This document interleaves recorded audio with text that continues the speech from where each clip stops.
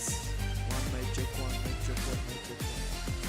One mic check, one mic check, one. Yes, yes.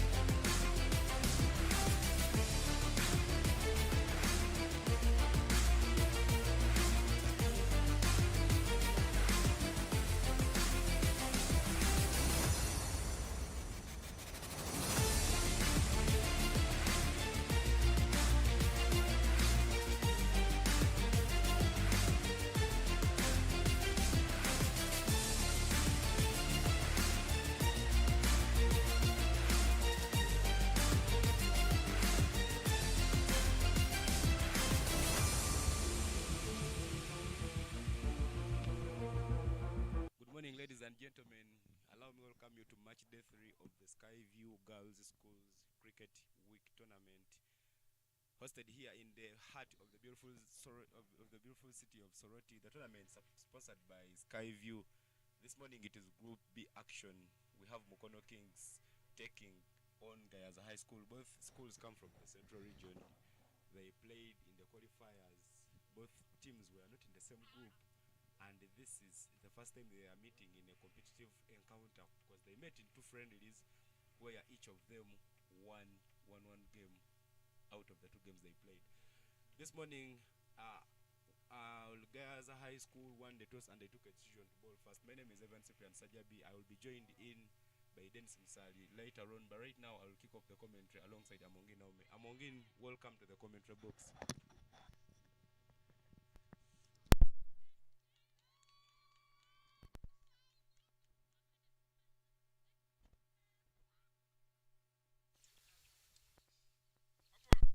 Thanks, Ivan.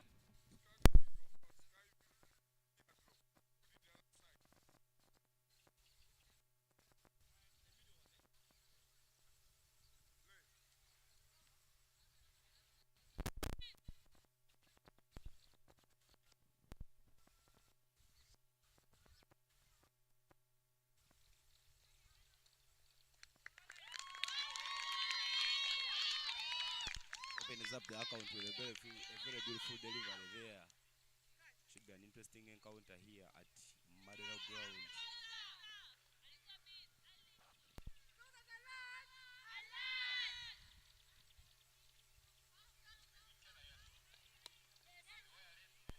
Finds the gap there towards Gully area. The fielder was standing down. Manages to close in and she gets that one back so quickly. The opening batters there from Kono Kings. Nalmas rested the captain from Kono Kings alongside Jackie Nampamu. The opening bowler Nawire Tracy coming from the primary school end there for GAYAZA High School.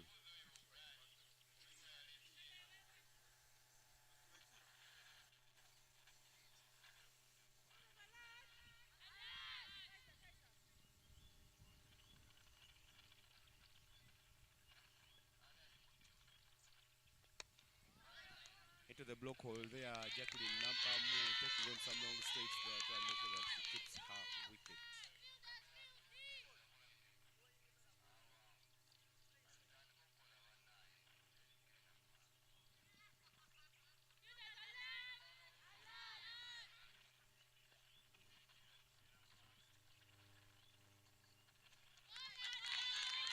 Goes into the block hole, but that swing of the ball just doesn't allow Nampamu Jacqueline to get into the line of the ball. The body language for the girls of GAYAZA looks to be very, very positive this morning. In the previous game that Mukono Kings had against Kasese, Nampamu did not really contribute that much for her team, so I think it's another big chance for her to do something better for her team. Nampamu Jacqueline, they're one of the players they should be looking out to. She manages to get off the strike after that by run. Should be an interesting game. Both teams coming from the central. GAYAZA.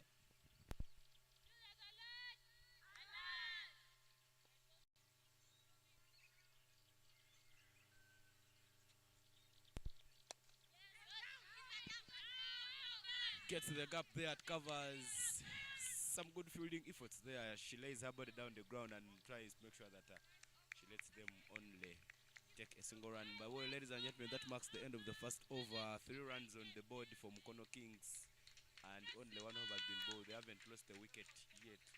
I love talking the mathematics. If they keep scoring like this at the end of the 20th over, they'll be having 60 runs, because 3 times 20 brings you to a total of 60. But now in just the first over already having the mathematics that 3 times 20 they'll be having 60. How about a blunder comes in the second over and they concede more than 5 runs? How are you going to put your mathematics into the right track? Well, my mathematics is based on what is happening at the moment and not really what might happen in the game. New bowler there coming in to deliver the second over from the flying school end.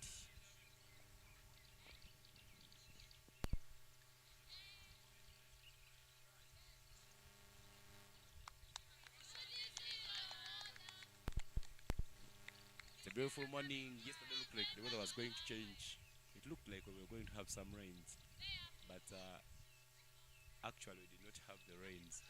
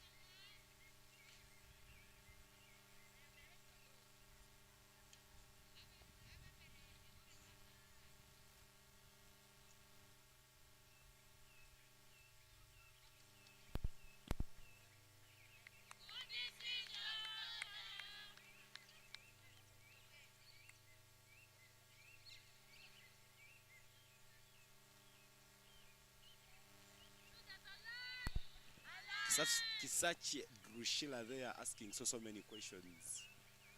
The batter's not giving the correct responses. But the guys from GAYAZA are putting everything on the money. Not so many extras are coming off their bowling. Just as soon as I say it, she delivers 1-no ball.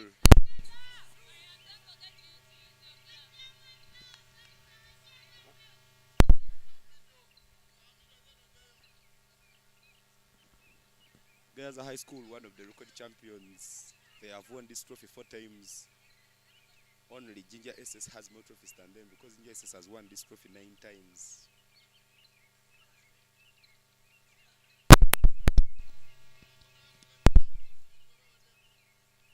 Chance for the batter there to release up her arms. Narumas Reste as she waits for that free hit from Kisache Drusilla.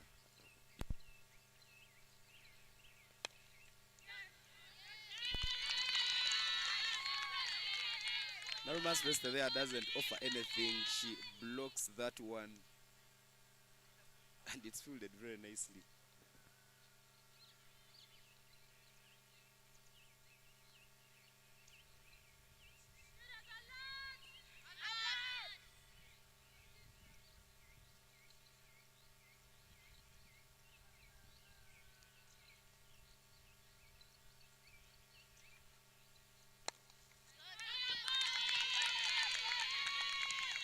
Another good delivery there from Drusilla. She's just putting everything on the money, posing some challenge there to the batters. But Ivan, if you look at the way the partnership that is inside is batting, looks like they're really trying so hard to get the runs on board, because the last game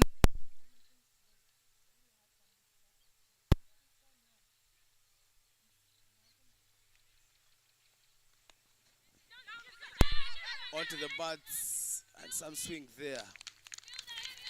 It just went so close.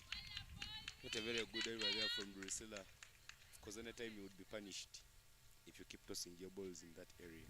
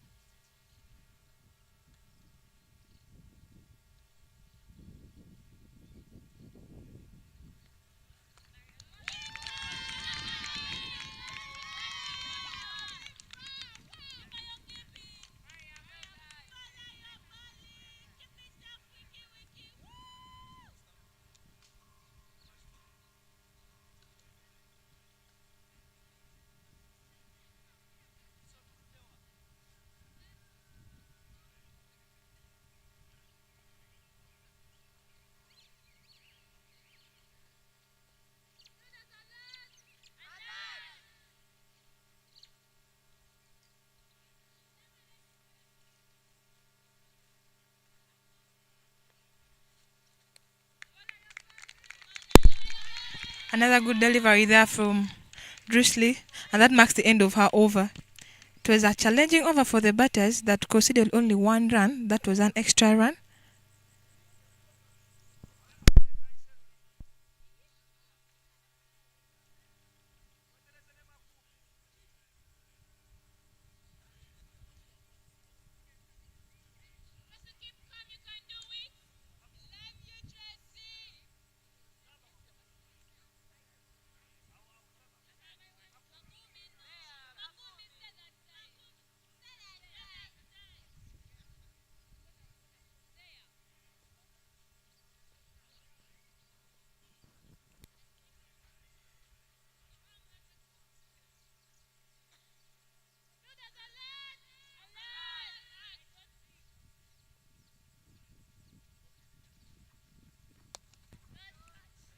Some big swing there, 50-50 chance, but not taken.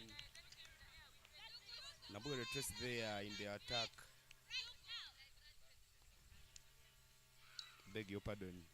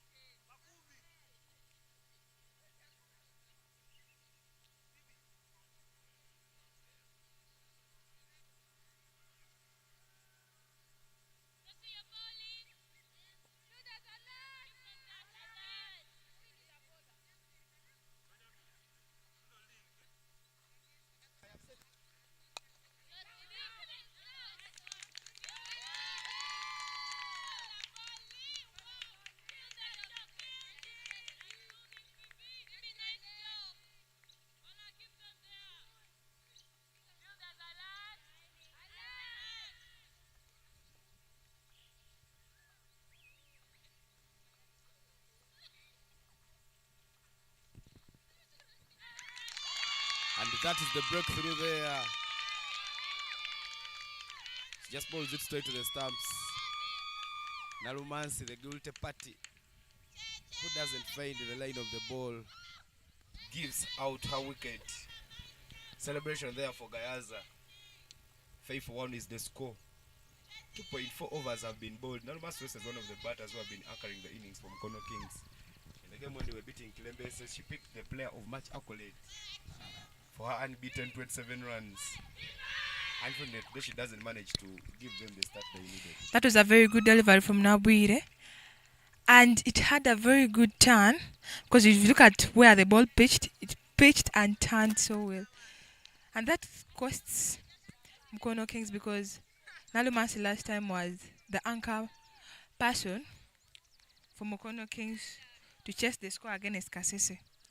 Nabuire is a very key bowler for GAYAZA High School, where the match against Kasese, she conceded only 18 runs in 4 overs, and had 2 wickets.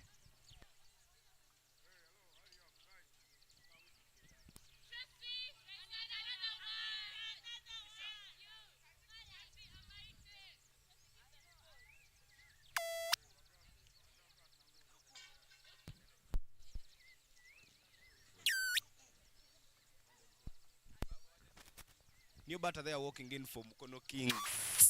Adiosara Asunapa Nambozo. She comes in at number 3 to make sure that she looks for some runs. She's one of the batters who have been keeping Mukono Kings in the game. She doesn't score so quick, but she always keeps to the crease.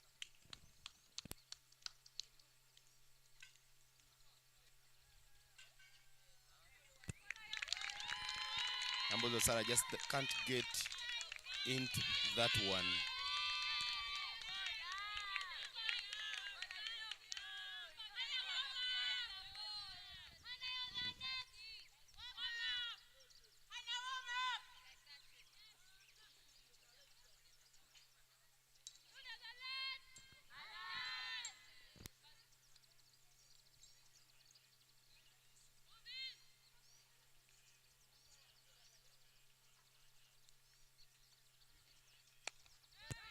Into the block hole, she gets it to the bat.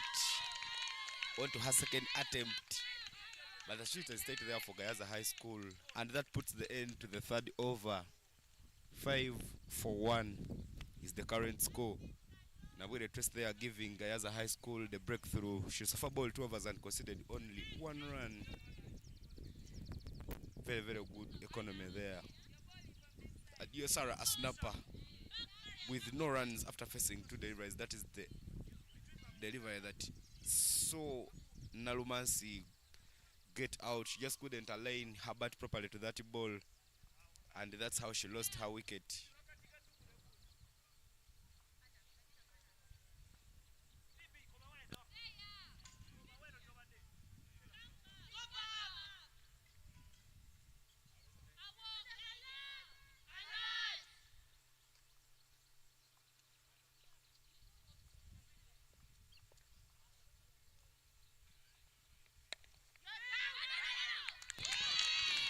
Shooter remains tight. Nampam Jakin just can't get the gap on the offside.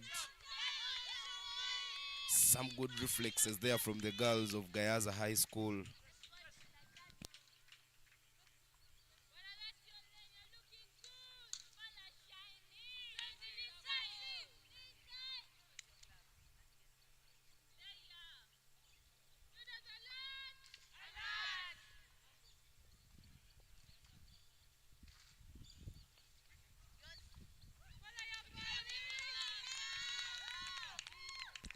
Much better delivery there from Kisache Drusilla. That is the coach for GAYAZA High School, Derek Bakunzi. He is standing alongside the teacher from Kasese Senior Secondary School. I think they are sharing notes there.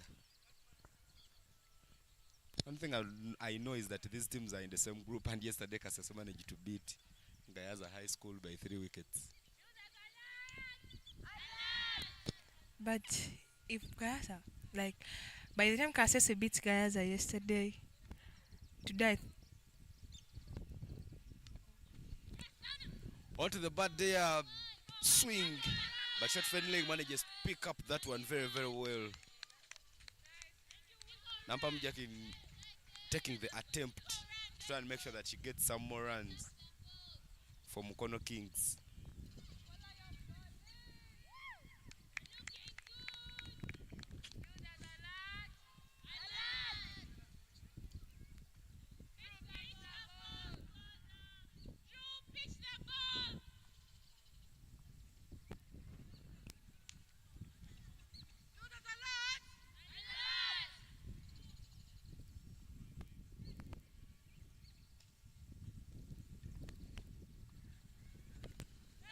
Into the block hole, Adiosara Asunapa Nambozo manages to get it to third man who collects it so well. At the moment, Mukono Kings are trying to look for the singles, and that's what really they need. This is the partnership we need to try and rebuild them back into the game. Nampam Jakirini, sorry, Nalumans rested the captain leaving so early, contributing a lot for her team. I think Nalumasi's wicket has brought in Adio Sarah to stick in there, because looking at her action, she really wants to get those quick runs for her team.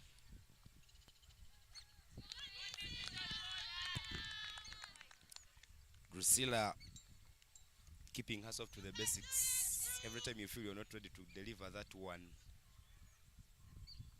it's not a crime if you go back to your run-up, because sometimes you miscount.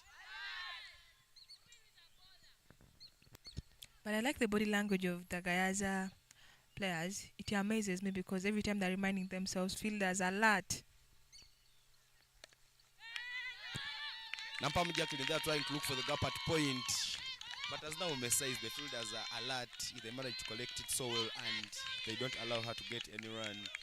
The dugout giving the players on the pitch very, very big backup there. They were supporting it with them. Every time they do something good, the upload comes and keeps them high.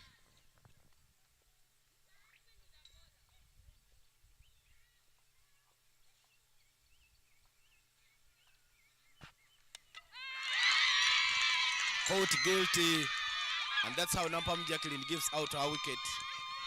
The girls of GAYAZA are not joking with the business here. We're just into the third over. I beg your pardon. We've just completed the fourth over and the score is already 7-2. Nampam Jacqueline there, the guilty party going across the lane onto a flat ball, and she pays for the scene. That's how she departs.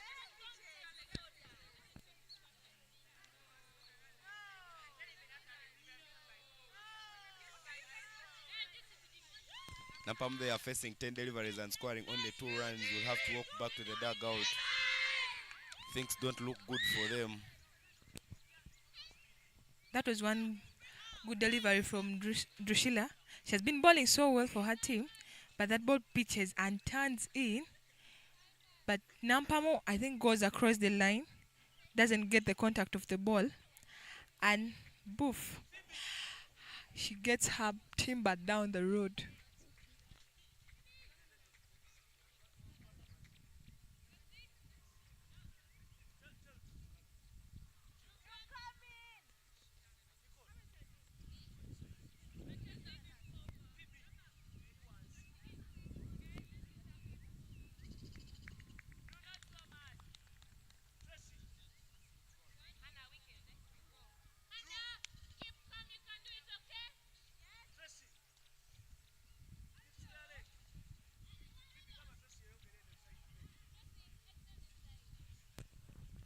The departure of Adio Sarah Nambozo, the departure of Nampam Jacqueline brings in Ayatres Kevin to continue the batting from MUKONO Kings High School there.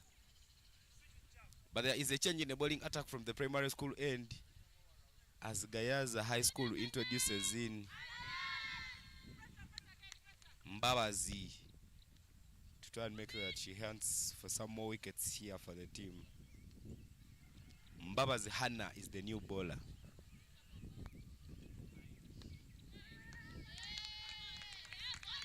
Onto the offside there, but dear Sarah Nambozo as not in position to play a proper cut shot.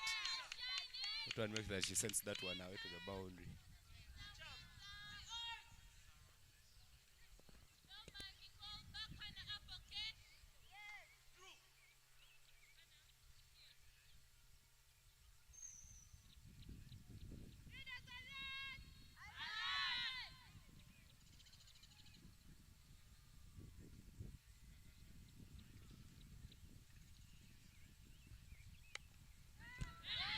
Into the block hole yet again, Adio Sarah Nambozo, but she doesn't manage to get off the strike.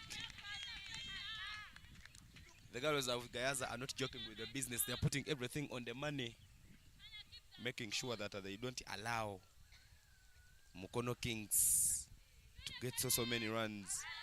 Because from GAYAZA have not given so many extras. They've so far given out 2 extras with 1 no ball and 1 LBW.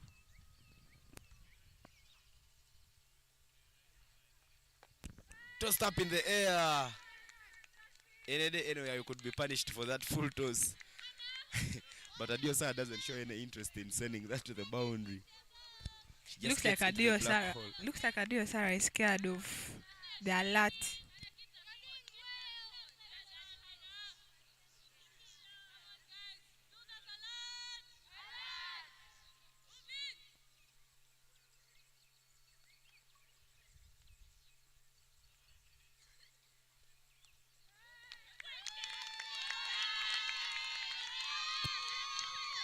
Another good delivery there from Mbabazi Hannah. Mbabazi Hannah so far dotted 4. She's just putting everything on the business line. Just love her action. She makes sure that she gets ready to deliver that one.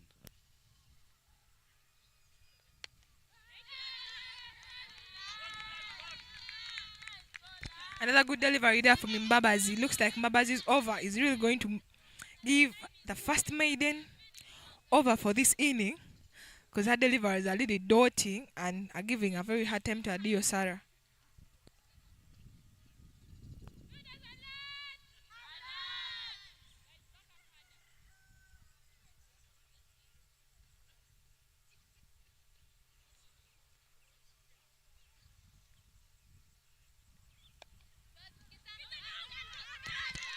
Looks like this over wants to get ruined by that single, but so lucky that the single wasn't taken.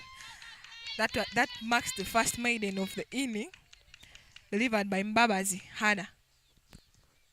And that maiden pushes the score to 7 for a loss of 2 wickets. 5 overs have been bowled here at St. Mary's Madera ground. It is the Skyview Girls Schools Cricket Week. This tournament happens every year, but this is the first time Skyview is coming on board. Hope we could have Skyview on board for long. That is the dugout from MUKONO Kings. Things don't look to be moving on their plan from the way and from the look at their faces. But there is a change in the bowling attack from the flying school end. New bowler coming in there to try and make sure that she continues with the bowling for MUKONO Kings. Sorry, I beg your pardon, for GAYAZA High School.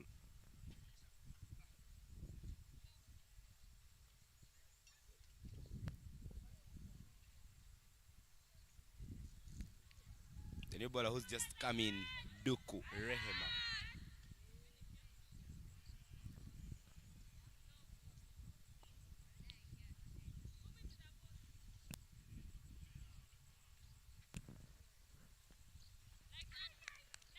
One to the half side. Looks like that was going to the wide mark, but it just sails away. Ayatres Kevin not in position to make contact onto that one. Now it's upon them to try and make sure that they get some more runs for MUKONO Kings High School, because the start has been so slow.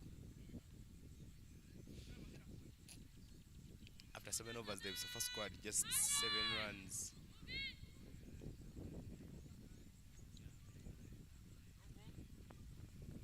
No ball call there from the umpire. Chance for Ayatres Kevin to release up her arms. The no ball comes because of the fielding restrictions. Makumbe there, one of the guilty parties, standing at deep square leg. But there's a field adjustment which brings her in, and a chance for Ayatres Kevin to release up her arms. Big swing there, she gets it onto the bat. The fielding is good, down to the ground, onto the basics, and only 1 run is taken. That is a beautiful piece of fielding there from GAYAZA High School. The girls are putting on, and they are showing that Coach Bakuns is doing a lot of amazing work down there in GAYAZA.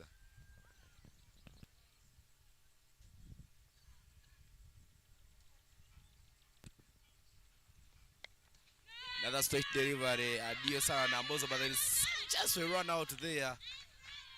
The throw, not the very best of the throws, because it wasn't so close to the stumps. MUKONO Kings, they are taking the risk of losing a wicket, but they would go with it.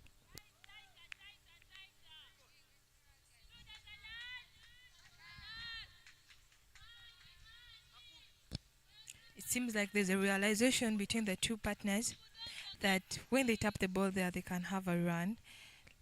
Looking at the other partners, they've been playing the ball all around there. 50-50 chance there from Ayatres Kevin, but the catch not beautifully completed there. The fielder who is at covers was standing a little bit behind. But look at that replay. Ayatres Kevin blocking that one. Oh, Duke Rehema not in position to complete that catch. Well, the batters of MUKONO Kings need to be a little more cautious in all their actions. Big swing there. She looks for the gap at extra covers, but there is a fielder there who collects everything, and she manages to send it back. I tell you something, every time MUKONO Kings is getting a single run, the dugout is on fire. Just can't guess what will happen if a boundary comes in. But 11 for 2 is the current score after 6 overs, and that marks the end of the first power play.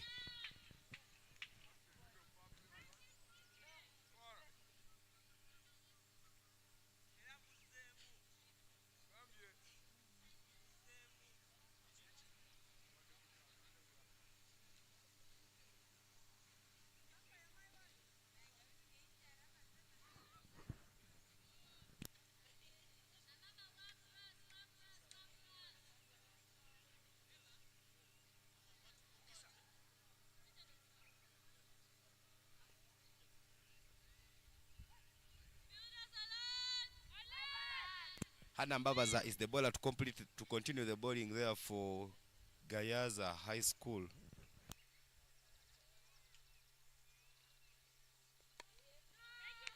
Hannah GAYAZA starts it off with a dot. She opened her account with a maiden. She's bowled 1.1 and she hasn't gone for any run.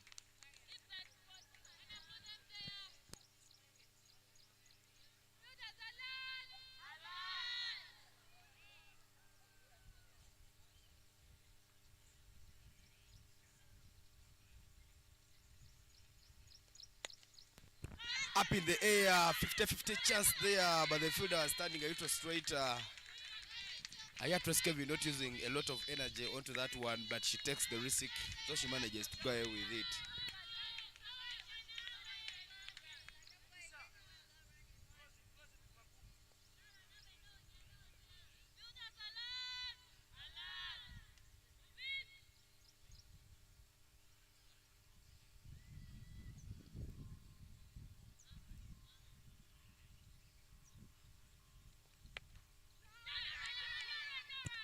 Into the block hole, Adio Sarah Nambozo Asunapa.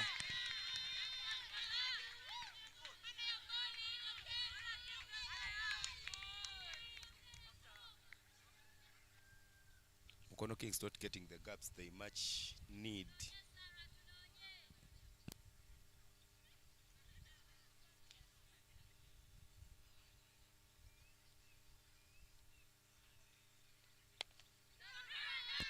Looks for the gap there at covers, not taken. Security is tight. Very, very good over there from Mbabaza Hannah. There are some changes there in the field.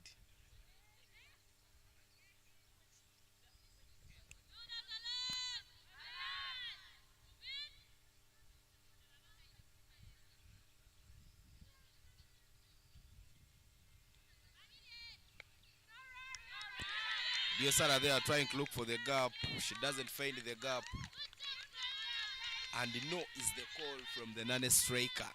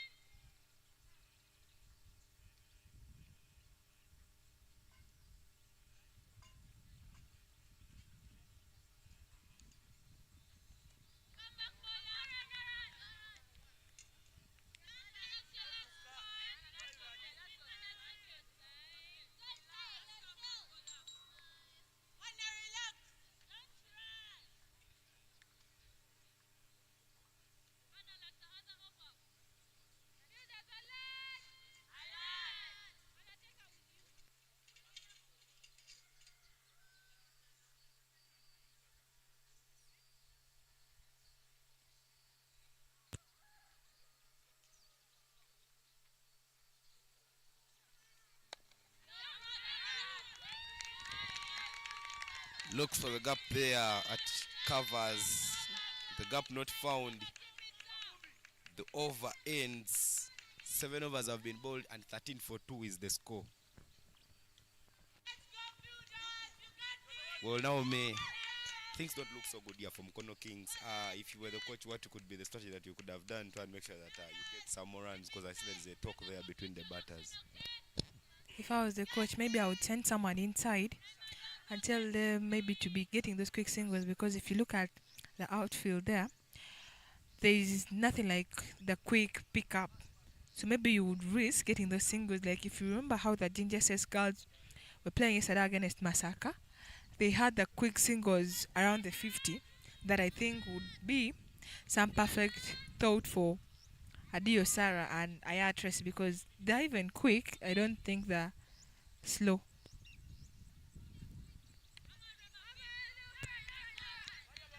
As you said, they are quick and not slow. Duke Rehema comes back into the attack. In her first over, she went for 4. But she opens up this over with a dot ball. Brilliant stop there from Rehema Duku.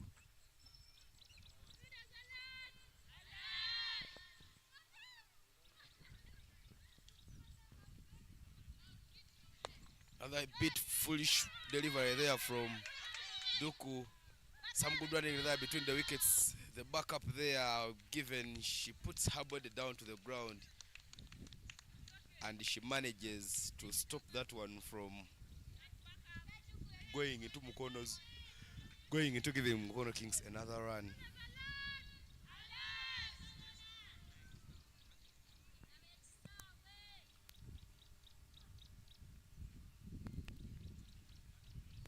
Swing there from Adio Sarah. She doesn't get the contact. Looked like that was a short pitch delivery, but Adio Sarah not in position to capitalize and utilize that chance. But it seems like Mukono Kings right now needs more of contact than missing, because the runs that they have are so many than they don't.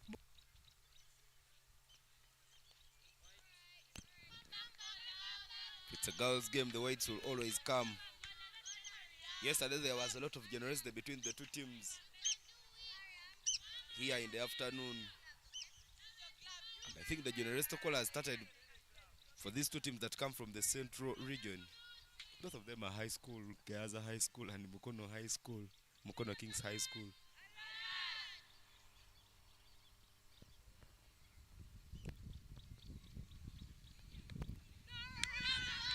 Off the pads there from Adio Sarah. Some diving efforts there at short fine leg. A run is taken, but there was some quick recovery there from the fielder to make sure that they don't get another run. That was a delivery from Duku, just around the body of Ayatresi, and it was kind of a simple flick for her down to square leg.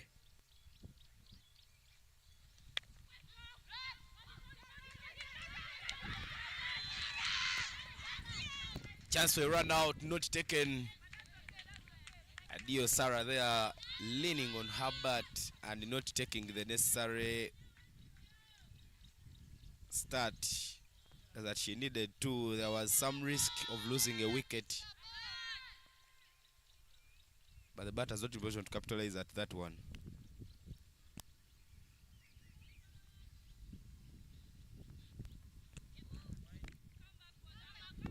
Wide delivery there from Duku Rehema. Looks like Duku is the most generous among all the bowlers from Mukono Kings. I beg your pardon, for GAYAZA High School. Because in her bowling, she's so far given out 2 wides and 1 no ball. Well, her friends have just given out a wide each.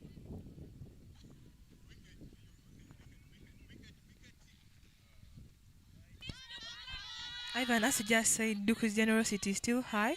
She's still offering the wides, but I think she needs to come back strong and bowl maybe the Mbabas is bowling, so that they have more of dot balls than those free runs, because the Mukono Kings girls are not getting the runs off bat, but they're surviving on the generosity that they are offering.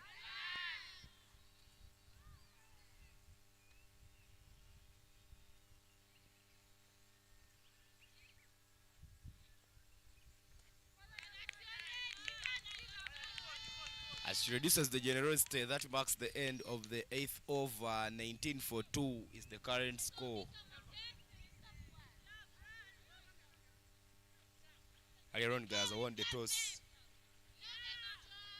and they elected to take the field. They are scoring at 2.4, and this puts the projected score to 48 runs. Instructions are in. The 12th player there, Scovia, running in socket, bringing the instructions here to the batters. But there is a change in the bowling attack from the primary school end.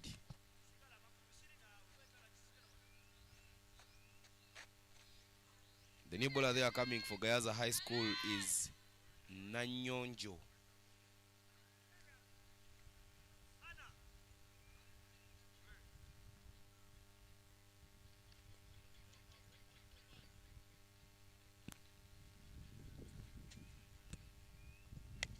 Big swing there from Ayatres Kevin.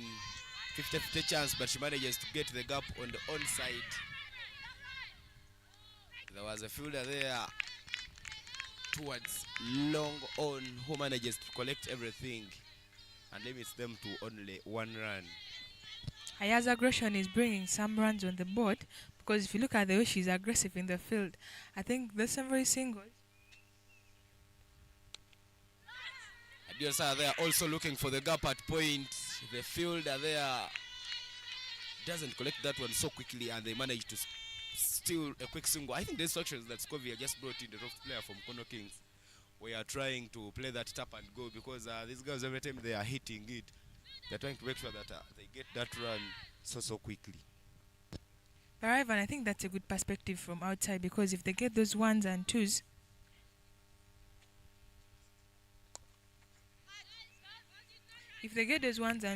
the scoreboard will keep on ticking. And you always know that when they say one orange fills the basket. So I think it's better if they go by that and have one by one makes a bundle. So let's hope and see. Watch and see where the match will end.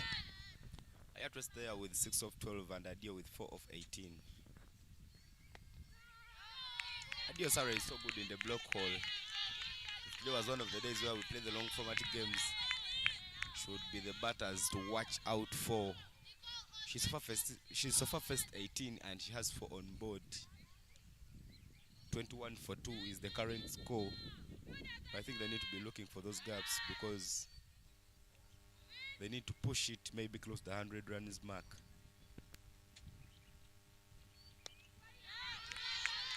But Ivan, again, as you say, they need to close to 100 runs mark. If you look at the way MUKONO Kings is batting, do you really think they're going to clock that 3-figure number? Not the very best of the stats, but they have some more resources. They've lost so far 2 wickets. So if you could send in someone and you tell them to take the risk, maybe you get a chance of getting close to that mark. Some good shot there. That ball was going wide, but Ayatres Kevin manages to put it on the bat. The call is 2. The throw is quick, but 2 runs are completed. Some good running there between the wickets from the girls of MUKONO Kings.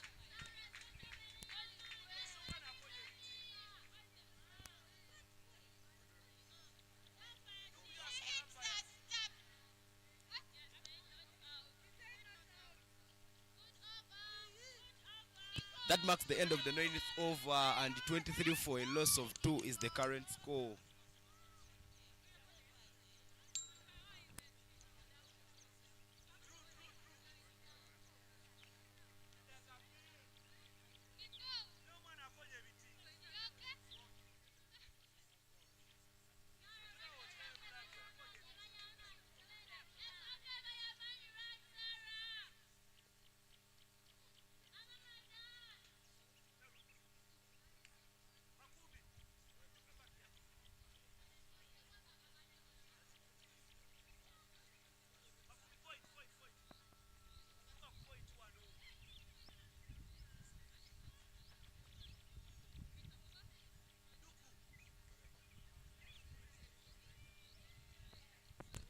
Some change in the bowling attack. Flying high, the teardrops of Skyview, our sponsor for this year's tournament. But Iksacho Drusilla is the bowler there back into the attack for GAYAZA High School. Kisache has been bowling so well in her first 2 overs. But this time she comes and drops her shoulder. That's the first extra from Kisache Drusilla. She so far bowled 2 and conceded only 3. She picked a wicket as well. But after 9 overs, she just can't make it straight to the stumps. She needs to be thinking about that delivery to make sure that upon her return, she delivers the beauty for GAYAZA High School.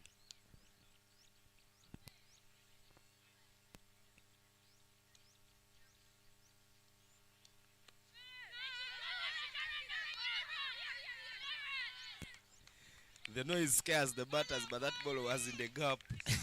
There was some chance for getting a single. But the batters there got scared.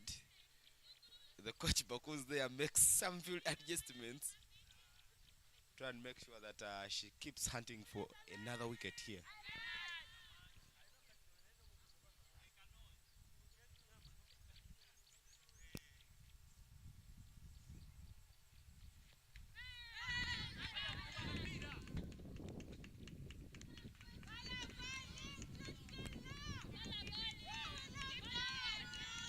Adiosara there.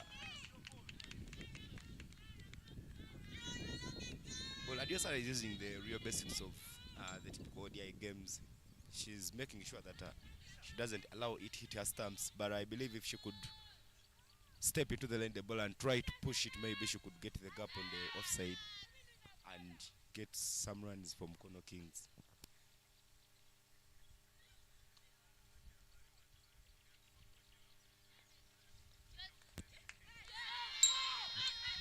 Not very tight there, the wicket keeper, but she has backup. Third man runs in so quickly. There is chance for some 2 runs, but MUKONO Kings will comfortably pick 2 by runs.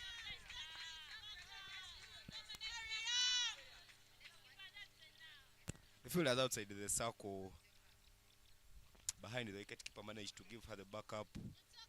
Findeg was running in, third man was running in, and this just denied MUKONO Kings a bound.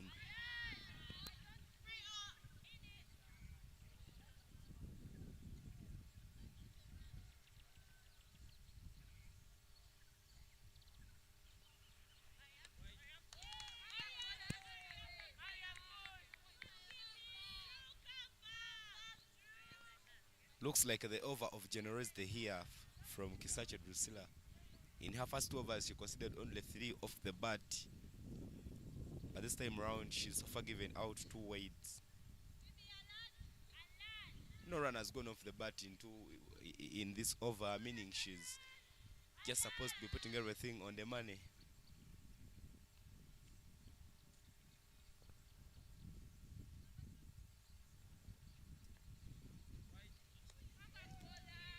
Another wide delivery there from Kisache Drusilla.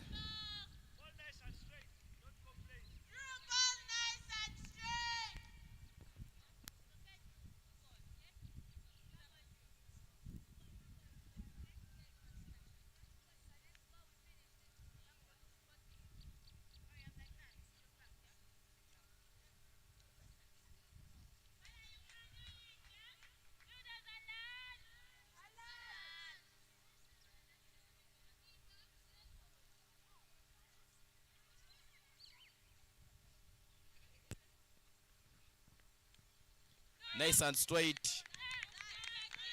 Adiosara there not managing to get enough contact onto that ball. But that is much better recovery there from Drusilla. That's where she needs to be pitching most of her deliveries. But I think Adiosara should not change her approach because she has been there from the first ball, and now we're in the 9th. Actually, we're in the 10th over running, but she's still on 4 runs. So I think the ball is now bigger for her. So she should change her approach and get some runs for MUKONO Kings. As she changes the approach, she nearly gave out a catch. Just sounds like she had you say it. That ball just did not carry, but Kisache Drusilla would have completed a very beautiful catch there to get Nambozo out. And as she changes the approach to becoming a little more aggressive, she needs to take cautious steps.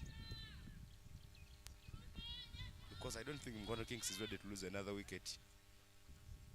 Whether they need to be scoring, but they need to take the cautious moves.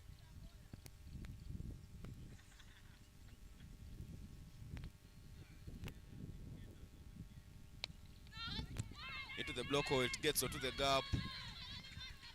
Point is out of the circle and they manage to get a single run.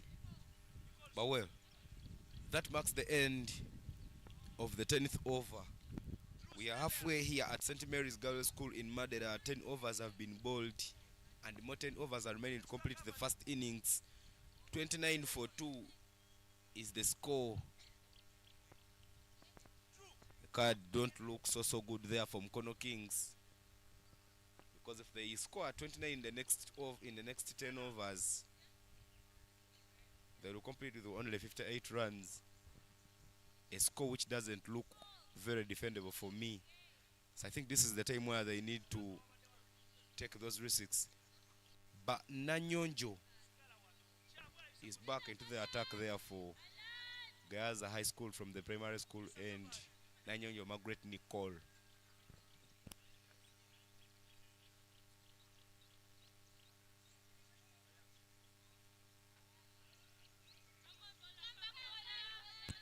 Drops her shoulders and gives a wide.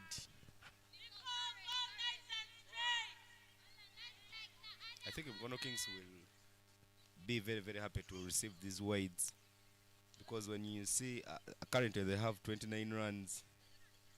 I beg your pardon. Currently they have 30 runs, and out of these 30 runs, the extras are 13, meaning off the bat they have scored only 17 runs. So they will be very, very happy to receive these wides.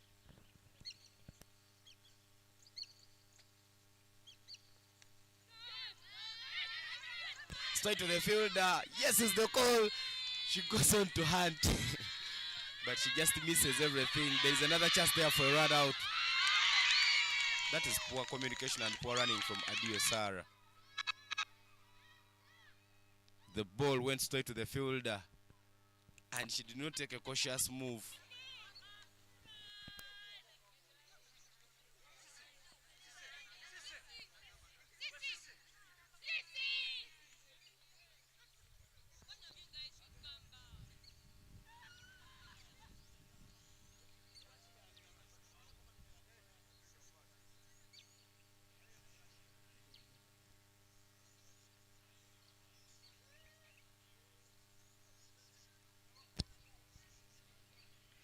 Looking at that replay, that was a clear single for Mukono Kings, but it had a chance of a run out, but they survived.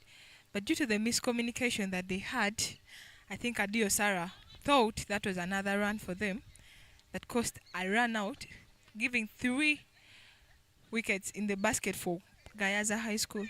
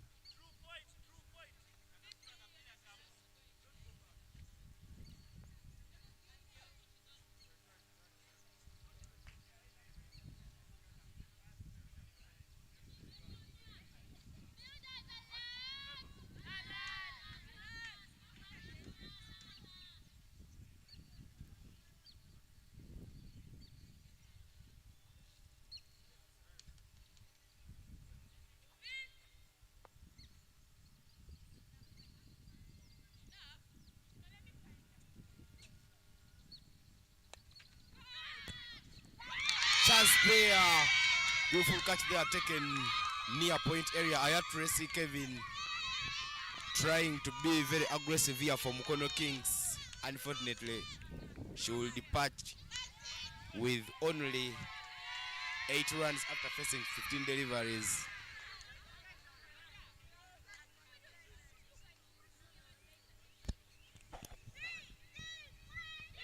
That was a very good delivery from Nanyonjo. that gives the batter that chance to hit the ball so hard. If she had timed the ball maybe on the power spot, it would have gone over the fielder.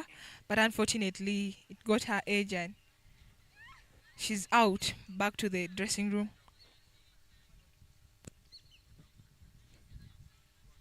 After miscommunication there between Aya Tracy Kevin and Adio Sara that led to Adio Sara's run out, it is subsequently followed by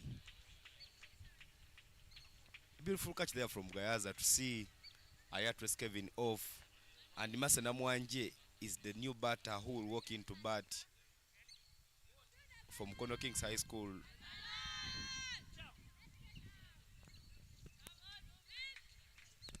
Namwanje Mase there returns to the lineup when MUKONO Kings was beating Kasese Senior Secondary School the day before yesterday. She was out of the starting 11 in the afternoon game that she had played the first game, but now she returns in this game.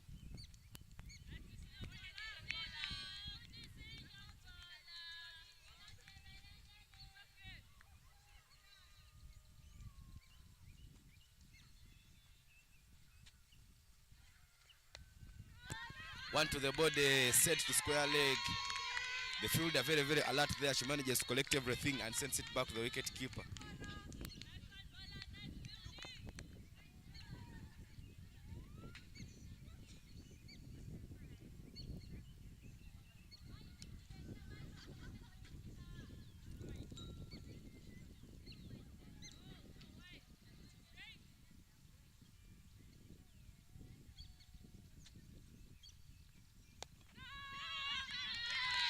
Looks for the gap at point. The fielding very good there to make sure that Namwanje does not get any run. Both batters who just were in there from MUKONO Kings are new batters. Namwanje there, Namwanje Mase and Inaltaya Christine.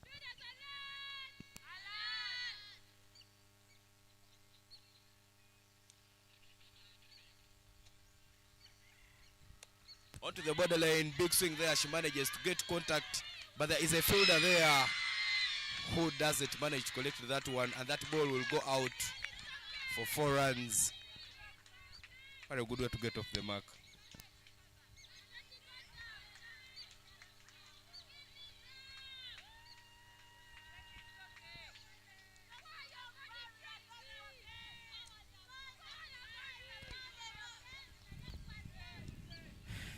That was a good swing there from Namwanje. She has really been so serious from the time she entered in. Looks like she has been waiting for such an opportunity to strike the ball so hard for her team. And she gets the first boundary for her team, totaling the score to 35 for 4. Looks like Namwanje Mase will be going across at everything. She manages to get another one to the onside. And only a single run is taken. But this is one of the approaches that these guys of MUKONO Kings need to be using, because they need one aggressive batter who will try and make sure that helps them to add some more runs onto the board. But that puts the end to the 11th over, and 36 for 4 is the current score here at St. Mary's Girls School in Madeira. Ladies and gentlemen, it is the Girls Schools Cricket Week. Games are being played across 5 overs around the town. It's a tournament featuring 16 schools, where at the end of it all, we shall have only one champion. But ladies and gentlemen, here in the commentary box, I'm joined in by Dennis Musali. Dennis, you're welcome to the commentary box. Thank you very much, Ivan. Such an interesting game between GAYAZA and MUKONO Kings. A different MUKONO Kings team. They looked more solid in the win against Kasese, but today they've looked a bit timid. I don't know what was in the breakfast, but GAYAZA looking more inspired.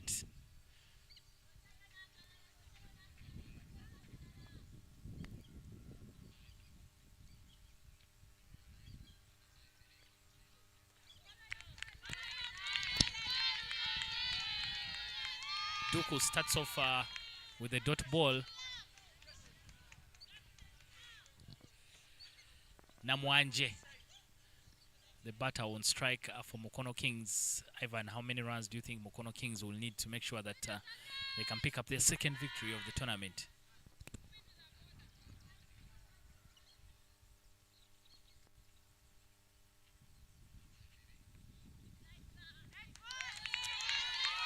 Well, Dennis, the way MUKONO Kings balls, they have been giving out a couple of extras in their game. They so far played 2 games. In the first game, they gave out 34 extras. In the second game, they gave out 30 extras. So I believe for them to get a victory in this game, they need to be close to the 3. I can swing there from Namwanje Masa, but she doesn't get the contact. Namwanje Masa should be a little more cautious to make sure that she plays that ball a little bit straight. But I think if MUKONO Kings will get around close to the 100 runs mark, maybe they stand a chance of winning this game. Because in this game, the extras will keep incoming, so they need to be scoring as they wait for those bad balls.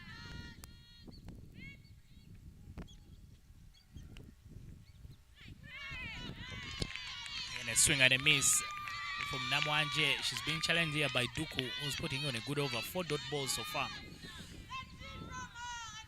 GAYAZA 4-time champions of the girls tournament. They've been missing for the last couple of years, but it's good to see them back into the competition.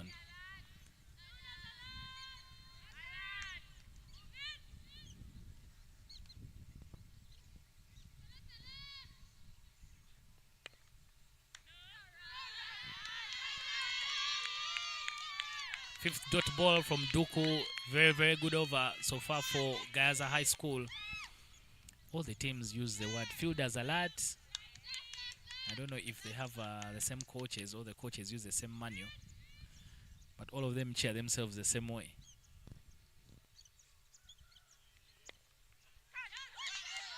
There was a chance there for a catch, but Duku fails to hold on to it in her run-up. But nonetheless, that's a maiden over. Another good over for GAYAZA High School. 36 for MUKONO Kings. As will be, Naomi will be telling us which other games are happening, because this is not the only ground where the action is. There's cricket all over Soroti City for this whole week as the girls compete to be the best girls cricketing school in the country. Naomi, who's playing elsewhere. Masaka Secondary School is up to Iganga Secondary School, and they have 28. Masaka Secondary School won the toss and opted to bat. They have 28 for 2 in 5.3 overs. Kilembe Secondary School is versing Indenje Secondary School, and Kilembe Secondary School is on the strike, and they have 17 for 4 in 6.1 overs. Ginger Says is on the mark with Good Heart Secondary School, and Ginger Says won the toss and opted to bat. They have 112 runs for 2 in 12.5 overs. Sacred Heart Secondary School is with Lighter Says Secondary School, and Sacred Heart won the toss and opted to bat first. Scored 30 for 4 in 13 overs. And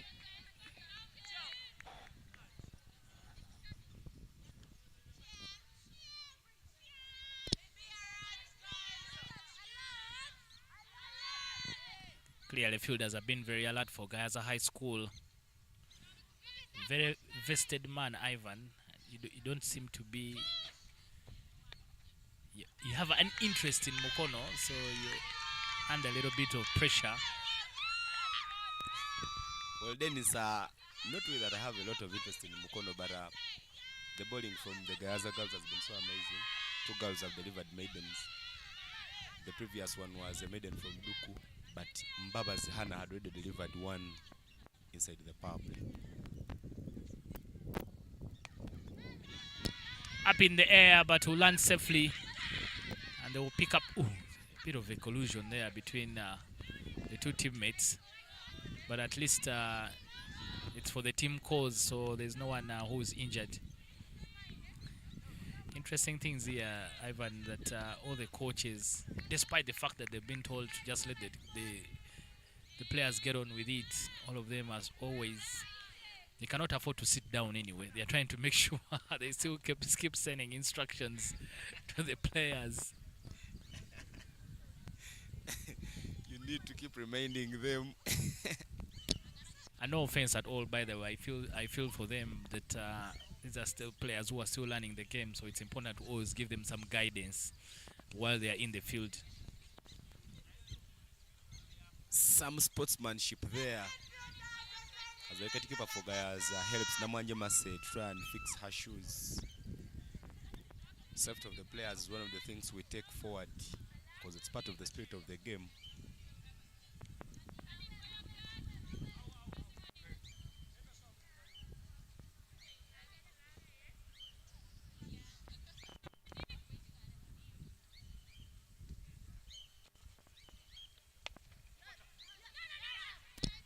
Up in the air. But they should get a single. Mukono need to find a way of just keeping the scoreboard ticking. Guys, I've only given them 13 extras.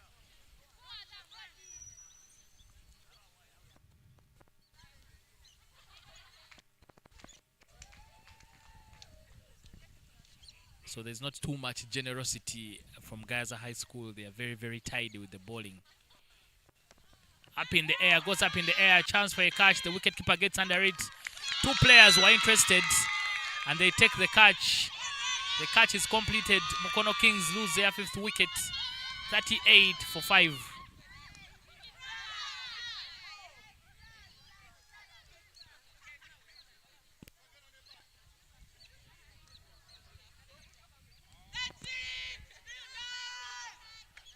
Every time a wicket falls here, it has always put up the morale of the players. Some of the players of GAYAZA were dropping the shoulders before the over they got a run out and a catch. But I believe with this wicket, their morale will even be much better. But the new batter they are coming in so fast to try and make sure that she gets some runs for Mukono Kings High School, Tandeka Hope. She's one of the players who have some big muscles, and she comes in at a time when Mukono is really desperate of runs.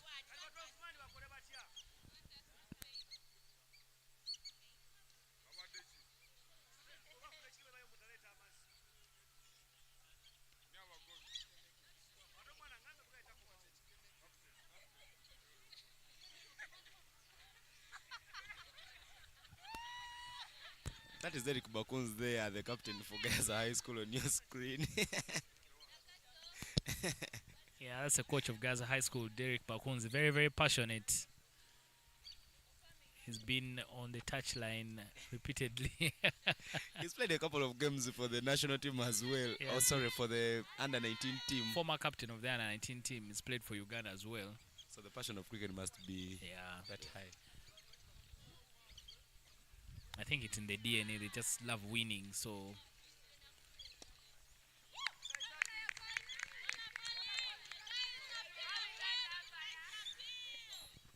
The intent very clear there from Tandeka Hope, but that marks the end of the 13th over. 38 for 5 is the current score. Surely the cards don't look so good for Mukono Kings. These batters need to try and push the team home. GAYAZA comes into the game having lost the game against Kilembe Secondary School yesterday by 3 wickets. Mukono Kings returns into action today. They did have a game, but the last game they played against Kasese Secondary School, they managed to get a win. So as they look to continue their winning momentum, GAYAZA High School needs to get back to the winning ways.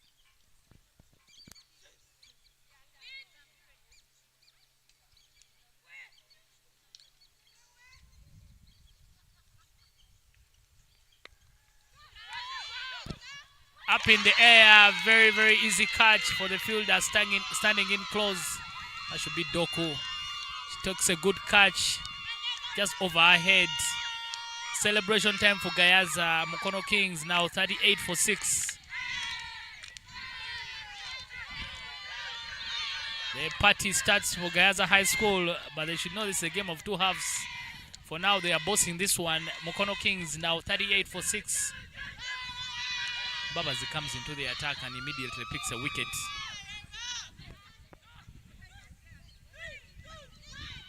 GAYAZA yesterday lost to...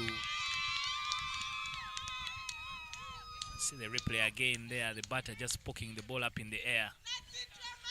You can see from her reaction, she was hoping that it doesn't go to the fielder, but unfortunately, Duku takes a good catch over her head. Mukono lose their 6th wicket, 38 for 6 after 13.1 overs.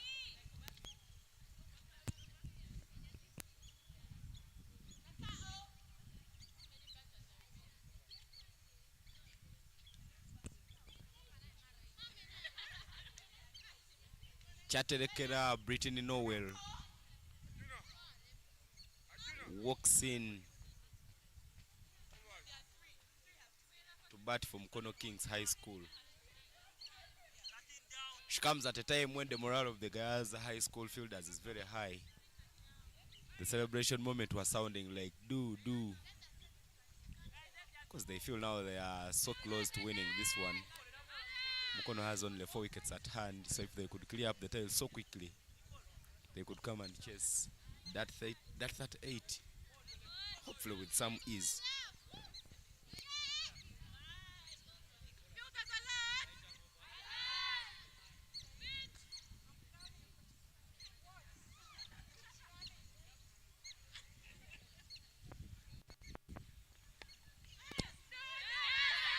Yes, no calling, but the run was possible and they completed very easily. Chaterekera and Tandeka.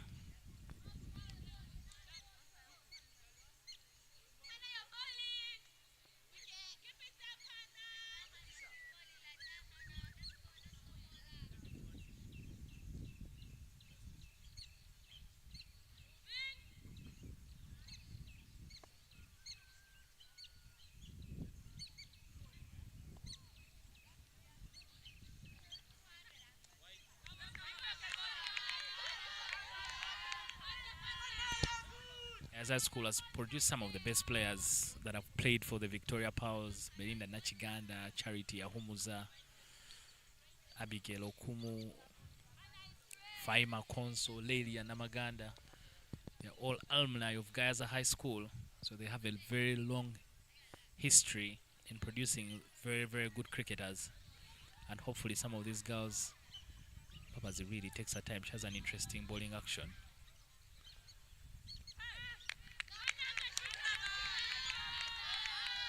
So they have a long history of producing some of the finest talent in ladies cricket.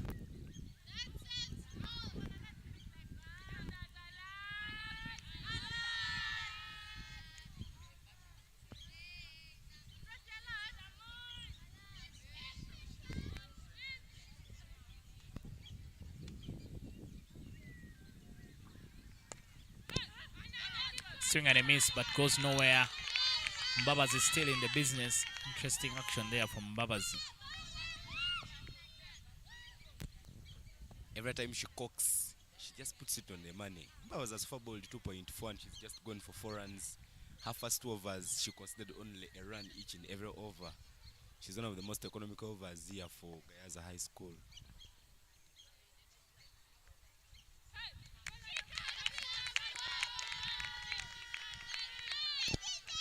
Yeah, my observation over the last 3 days when the tournament started is that the girls who really bowl slow can challenge batters.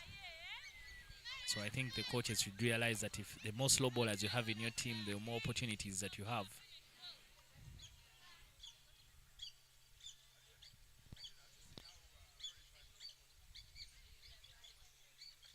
Holds the seam across, aims for her target, and let's go. Oh, chance for a catch, put down. A run out also missed. 2 opportunities to pick a wicket. Could have been 2 wickets in 1 over for Mbabazi. But the catch put down, there was an opportunity for a run out, also missed. Hey, GAYAZA unable to capitalize on that. Well, then I just love the recovery that the fielder made, and that type of awareness, not seeing that the other batter could be not in her ground by the time she could throw that ball. Because sometimes most of the girls, when they drop the catches, they feel bad, they feel like they've let the team down. But that fielder managed to just recover so quickly, and she sent it so quickly, try and make sure that she hunts for the wicket. But 14 overs have been bowled here. at St. Mary's Madera ground, and 41-6 is the current score as Nanyonjo Nicole comes back into the attack for GAYAZA High School from the primary school end.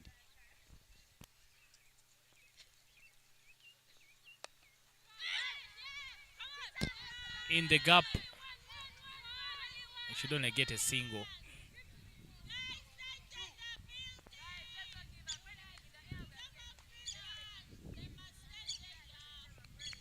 Yeah, now GAYAZA from here on, they just need to make sure they're very, very tidy and don't allow Mukono Kings to get away from them.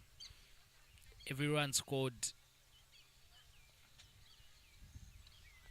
every run scored and added on to the total just means that you need one more run for you to pick up the win. So the less the total, the easier the job for you in the second innings.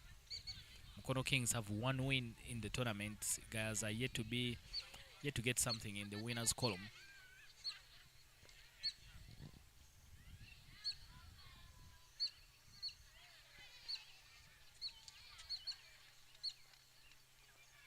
And a swing and a miss.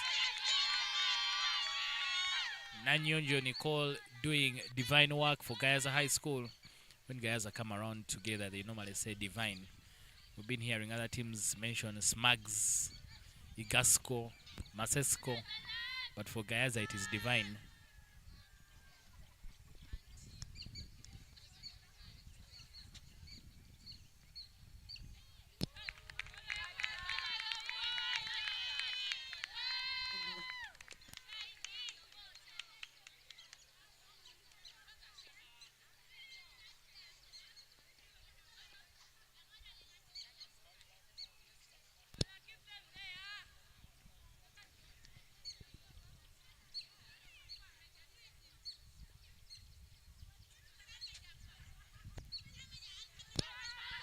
Chaterekera struggling to get the ball off the surface.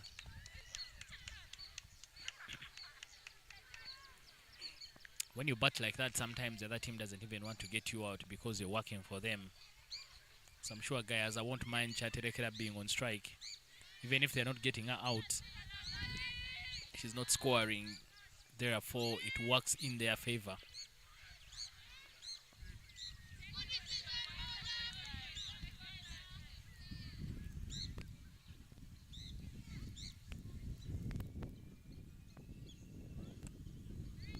I think Chatrika is doing good for the team.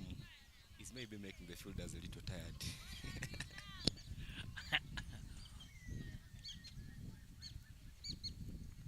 But sometimes that's also not a bad move, as long as you're not losing wickets.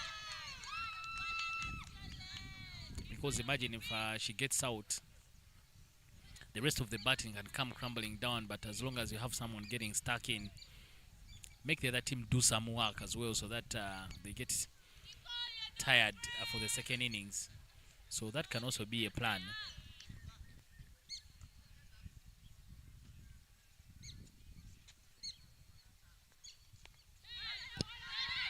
Safe play from very good running between the wickets there from Tandeka. She was going to the danger end and she was in quickly. That concludes the 15th over, 44-6, Mukono Kings.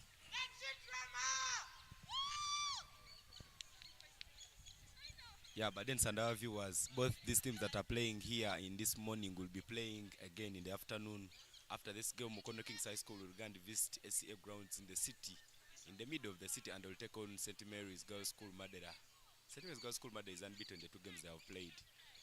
And also Masindi, I beg your pardon, also GAYAZA High School will play Sacred Hearts at TCA ground 1. Sacred Hearts won their game yesterday, and they will be trying to look for a second victory today, having lost their first and opening game to St. Mary's Madera on the first day of the tournament.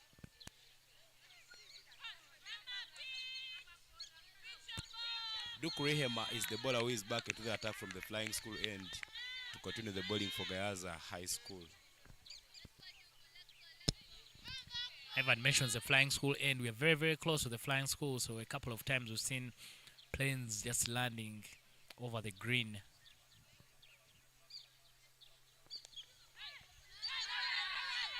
Chance for a run there, but this time Tandeka not very interested.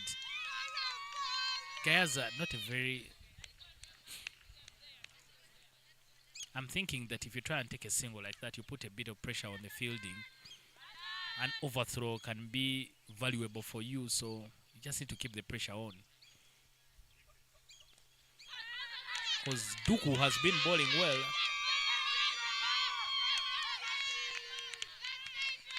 Got a maiden in the previous over. But ultimately, for me, Ivan, I'm very happy to see GAYAZA here. It's been a long time coming.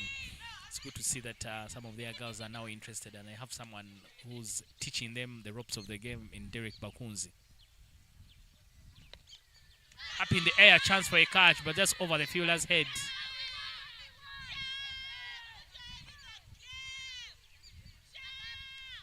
The first shot out of anger from Chaterekera. He gets a run.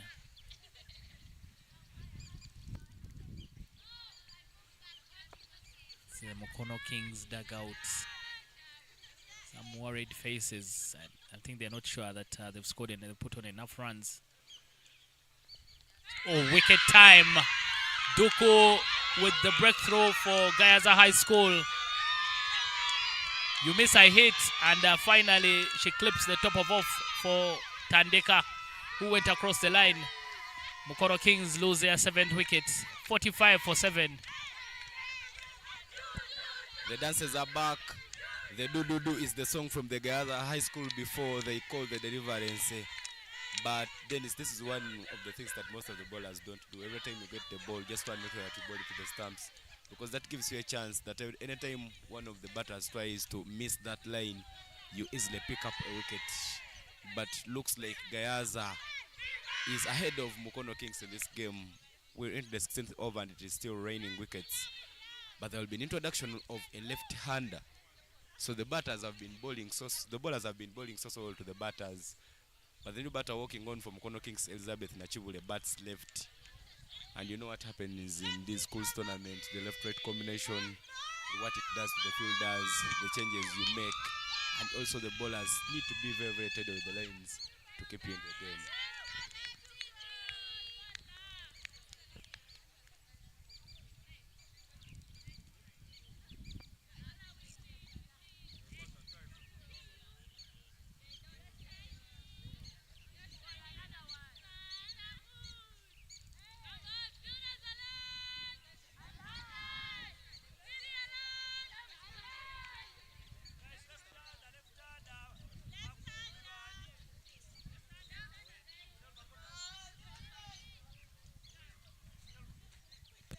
Changes made as the left-hander who's just walked on is now on strike.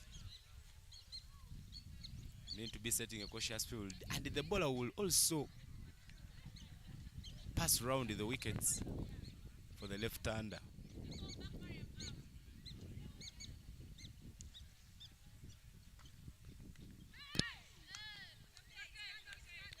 Yeah, very, very good over there from Duku. Picked up a wicket and gave away just a 1 run.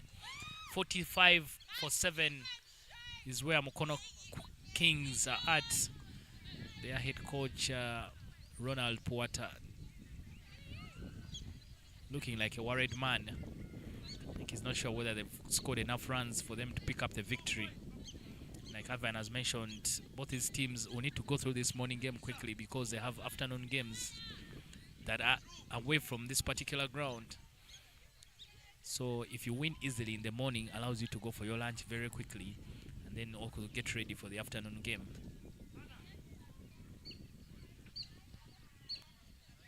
Skyview, the sponsors of the Girls Cricket Week here in Soroti City. Soroti hosting this tournament for the 2nd year running. And I'll tell you that I'm enjoying my time in Soroti City. Up in the air again. The keeper gets under it and takes the catch. The 8th wicket goes down for Mukono Kings. Celebration time again for GAYAZA. I don't know if they're tired of dancing, but the wickets are coming in quick succession. Mukono Kings lose their 8th wicket. They are now 45-8.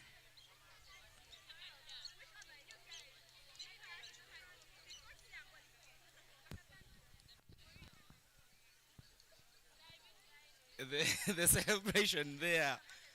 This time the dancer's not coming. They just shout the word divine. But it will be a left combination for Mukono Kings. Skyview, they are our sponsors, making sure that our throws don't go dry. But look at that replay. Good pitch delivery. Chatekerano just going with the full face of the bat, but she kept her head up. And she gave out a catch. For those who watch IPL, that is the same way Rohit Sharma was dismissed in yesterday's game, as the Mumbai Indians went past the Sunrisers Hyderabaders. But the new batter they are walking in from Mukono Kings High School is Aisha Nakanwaji. 48 for 5, 45 for 8 is the score in 16.1. The girls of GAYAZA look like they are onto this one. Nanyonjo Nicole is there casting spells for GAYAZA High School from the primary school end. And this time she will come round the wickets for both left-handers.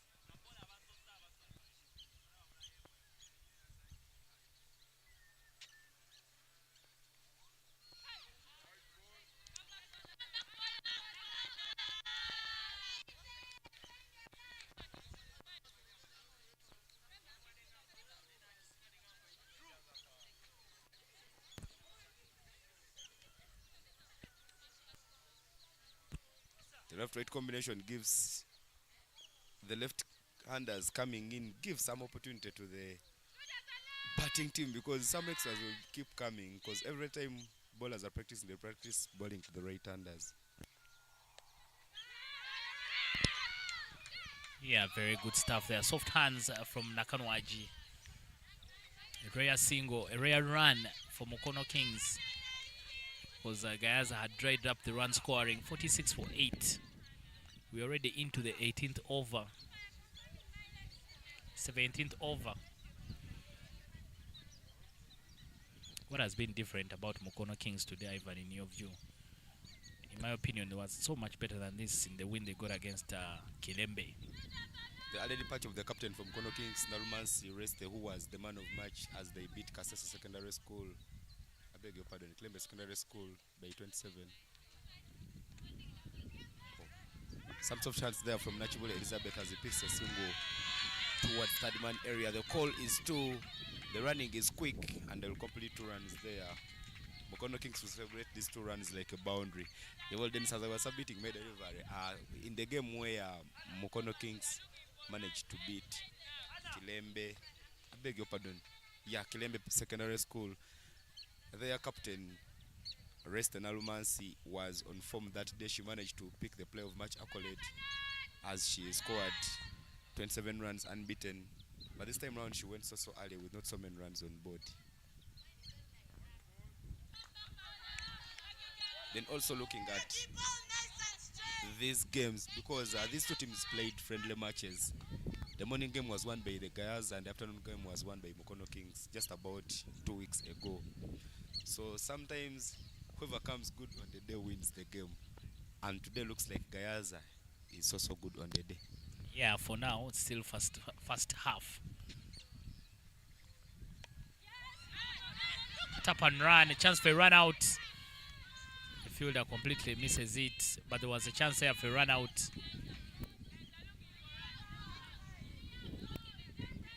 Hit and run from Mukono Kings. The friendly games, did they play them before the tournament? Were they played in GAYAZA? Were they in Mukono? The games were played after the qualifiers in GAYAZA. They hosted us, I beg your pardon, they hosted Mukono. And they gave the delegation some good hospitality down there.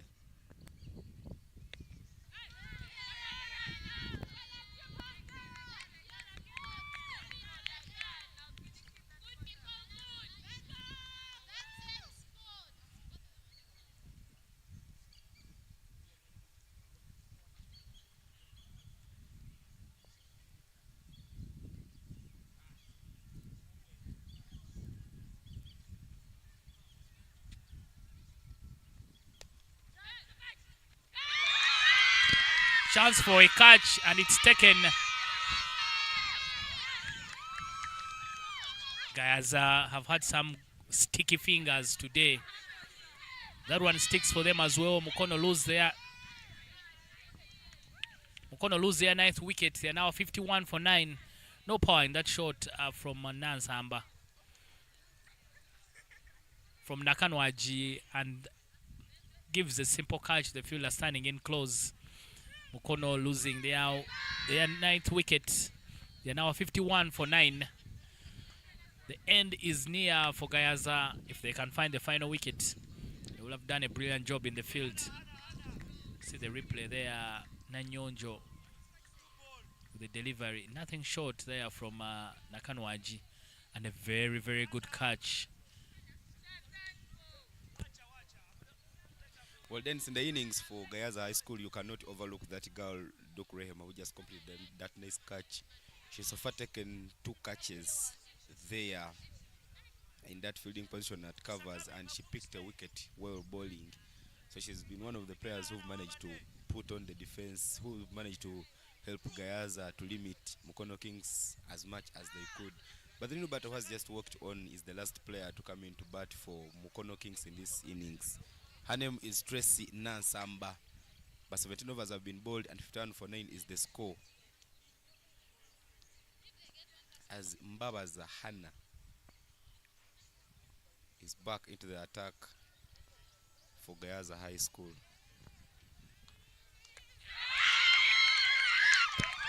It's all over. Mukono Kings bowled out for 51. Mbabazi comes into the attack and picks a final wicket. Jubilation time for GAYAZA High School. They've done well in the first innings of the match. They will now have to come back in the second innings. They need 52 from as many balls for them to get the victory. But they've done a brilliant job in the field and with the ball. They've taken the chances that they should have. But the most importantly, they've made sure that they hold on to their catches to dismiss Mukono Kings for 51. Top effort for GAYAZA High School with the ball.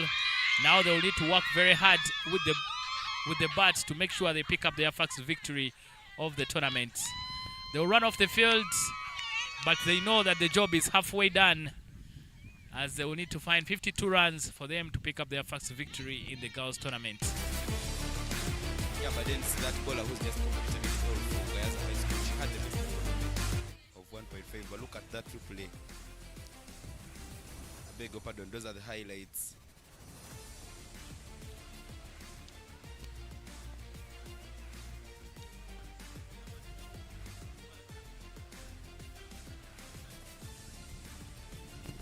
Well, then, as I was saying, Baba Zahan is one of the good bowlers who have been bowling so well. She had the best economy of 1.8. She bowled 3.1 overs and managed to pick 2 wickets. But that is the match summary. Aya Tracy Kevin managed to score 8 of 16. Mercy Namwanje 6 of 12. Asunapa Sarah Adio 6 of 25. And the bowling charges there for GAYAZA High School, Margaret Nicole managed to pick 3 wickets in half an over spell. She went for only 20 runs. Hannah Mbabaza 3.1 overs bowled, 5 runs conceded and picked 2 wickets. Well, Tracy managed to pick 2 wickets in half 3 overs and conceded only 5 runs. Mukono Kings, they are completing the first innings with only 51 runs on board. Ladies and gentlemen, we'll take a short break. Remember, the tournament is sponsored by Skyview, so we need to first get out of the comment box to get a few bottles of Skyview and crystal water, so that we make our throats ready for the second innings. We shall be back just shortly.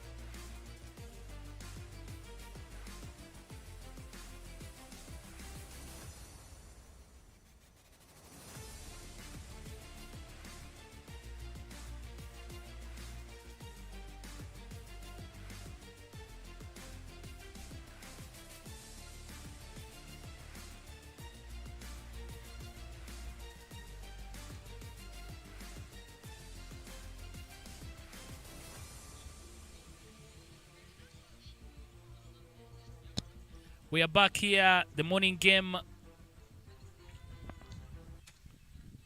between GAYAZA High School and Mukono Kings.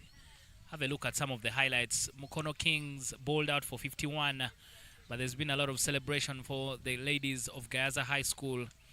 They took the chances, they picked the wickets. You can't see her with her celebration. You can't see me. Some fun there for GAYAZA. They've had a lot of fun with the ball. Now they just need to make sure that they come up with the wickets if they're going to be able to pick up their first victory over the tournament. Mukono Kings running on to take the field. The GAYAZA batters will also be strolling on to make sure that they chase down this total. There was a lot of dancing and celebration for GAYAZA, but now they have to do the talking with the bats. This is the 2024 Girls Schools Cricket Week, live to you from Soroti City. A deep end media production for Uganda Cricket Association, so you can watch the games on the Uganda Cricket Association YouTube channel, but also on the Deep End Sports Media YouTube channels. My name is Dennis Msali, and I'm still here with Naomi Amongin and Ivan Sajabi to take you through the game. In the first innings there, Ivan Sajabi, a man who's very vested in Mukono cricket, ran out of glucose because his team was not batting very well. So maybe I'll start off things with Naomi as he recovers. Naomi, what did you make of the first innings there from GAYAZA and Mukono Kings? Thanks, Dennis. Actually, in the first innings, I realized that there was a very good aggression with the GAYAZA players because they didn't lose it from the first ball until they got all the wickets out. They were talking and there was a lot of morale in the pitch. So I really expect... Yeah, starts off there with a no ball, too many fielders out of the circle for Mukono Kings. As I was saying, I really expect maybe GAYAZA to prove a point using the bat as well, because they tried proving a very good point using the ball, having so many dot balls, picking all the wickets out in the few overs that they played, because they did not play all the 20 overs.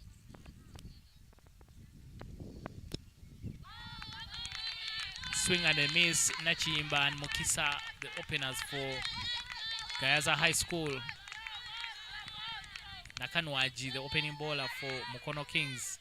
Very loud on the park there, Mukono Kings. They are making sure that the noise decibel is as high as that GAYAZA was giving them. They take off for a single. Safely home, a very good backup, because that throw, I can guarantee you, was going to race away to the boundary.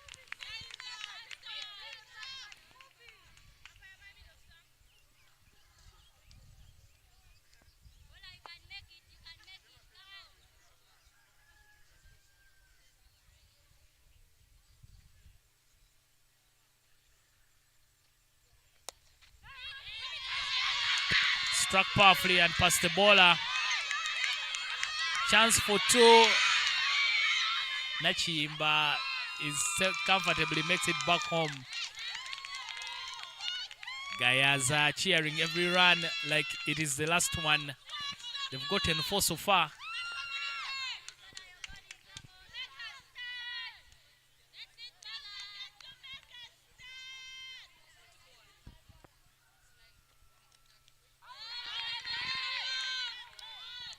Nakanwaji not bowling poorly.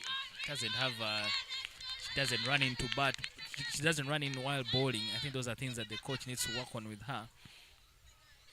Just make sure that she can get enough power in that run up and in the delivery itself.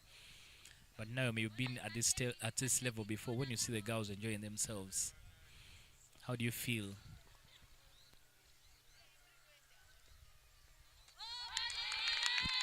Okay, to that inquiry, I feel amazed when I see fellow girls enjoying themselves in the field, because one thing I know about cricket, it's all about enjoying. Like, enjoy yourself in the game. Like, do not put all the pressure on yourself, but you enjoy what you're doing, and that's one good thing about cricket.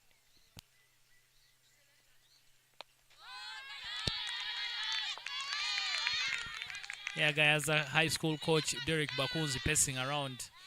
At this rate, I think he might reach Moroto. But that concludes the first over. 4 for Nolos, GAYAZA High School.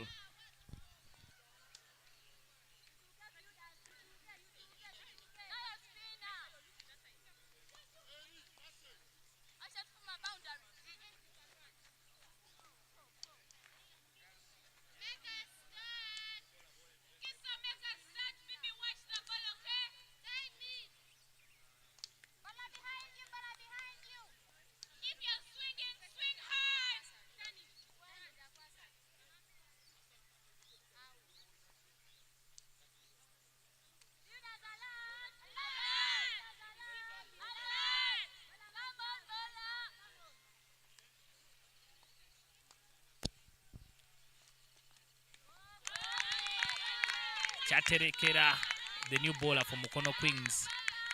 Ball into Nachiyimba. Fielders alert, alert is always the cry from all the teams. And surely all the fielders are always alert.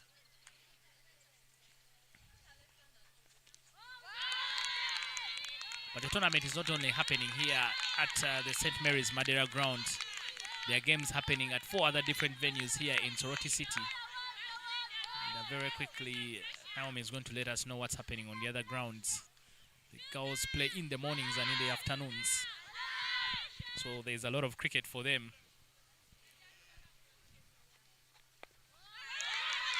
Just takes off to run. Miscommunication, and Mukisa is run out. She's not very happy with her teammate, but I don't know what the plan is there from Nachiyimba. She just took off. I think Nachiyimba was well within her right to not run, because she hit the ball straight to the fielder. Mukisa took off like a tracer bullet. I don't know if she just wanted to change strike. GAYAZA against a run of play, lose their first wicket. 4 for 1. I'd say that's a gift of the wicket, a run out. Very, very unnecessary. But Mukongo Kings will take whatever they are given. Naomi, what's happening on the other grounds? Okay, on the game against Masaka against Iganga Secondary School, Masaka is still on batting and they've scored 112 for 6 in 16.4 overs. Kilembe Secondary School and Indeje, Kilembe is still on batting and they have 58 for 8 in 16.5 overs. Ginger Says is done and they're on an innings break.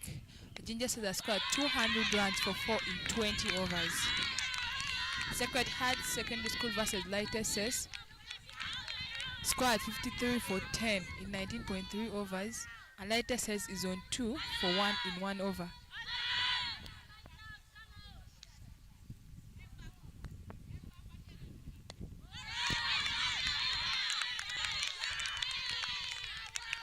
Nachiyimba, the thing about Nachiyimba's batting, as you can see her, she's still small in stature, so not very strong as a fielder, so everyone is around her bat and they're just trying to make sure they keep her on strike.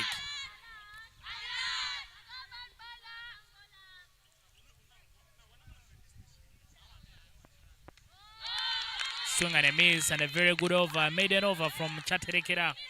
GAYAZA 4 for Nolos.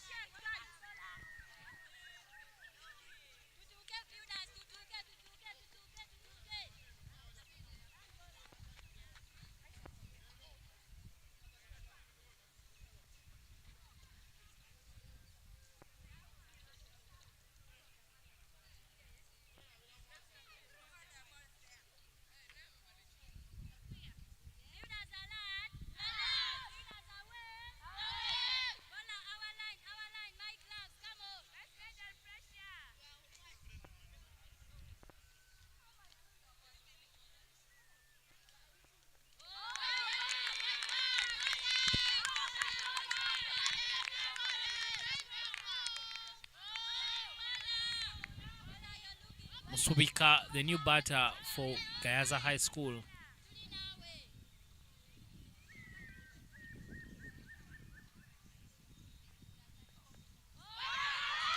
Gets off the mark. Ooh, it could have been dangerous for the fielder, but she recovers well. He'll just get a single. Nakanwaji, the bowler for Mukono Kings. Where do you see this game going, Naomi?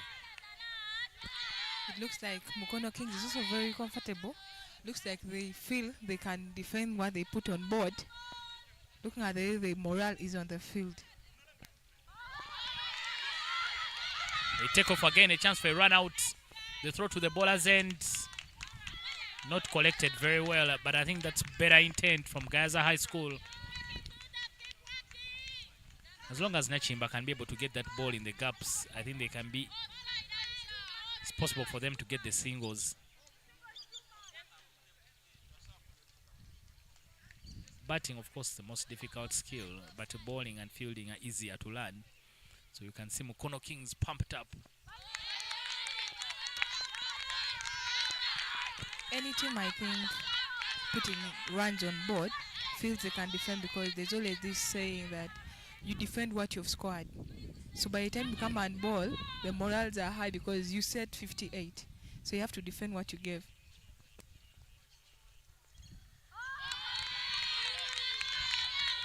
Again, swing and a miss there for Musibuka, but she's not watching the ball completely.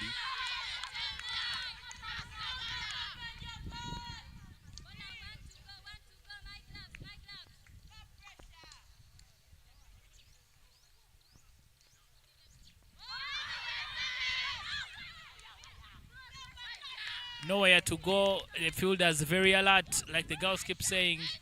After 3 overs, GAYAZA is 6 for 1.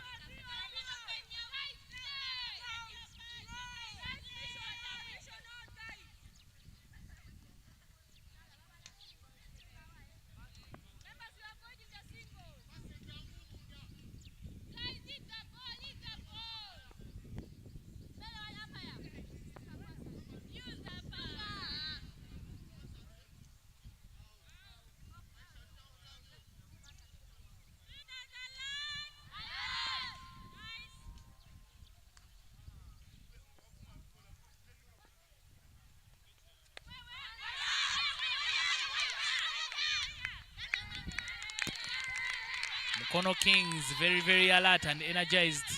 And especially when Nachimba and strike, everyone is around the bat. They're just trying to make sure they're not stealing a single. So they are bowling to her so that they keep her on strike for as long as possible. Chance for a run. They take off. And very good running. Better intent there. Ooh. Unfortunately, the throw strikes Nachimba's body, but I think it wasn't intentional. Thank God it wasn't very powerful, because it could take out your playing mate.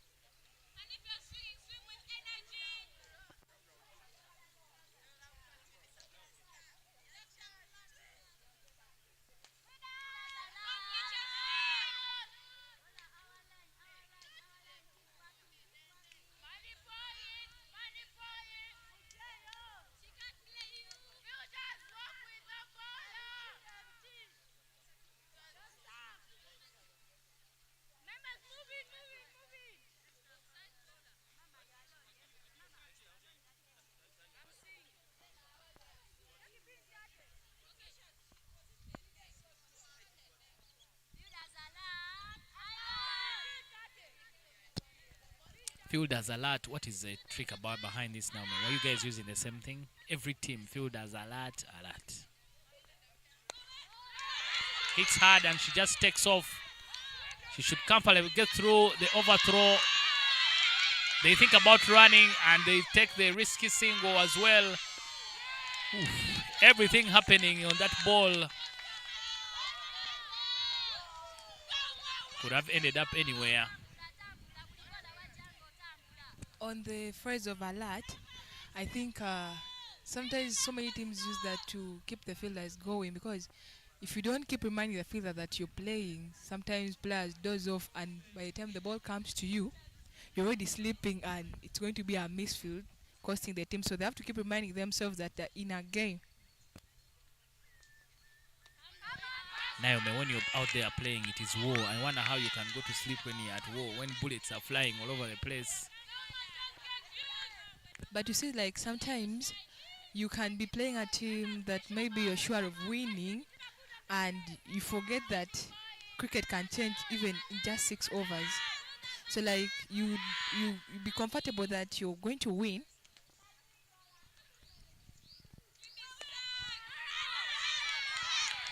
You be comfortable that you're going to win, and you doze off knowing that the game is in your hands.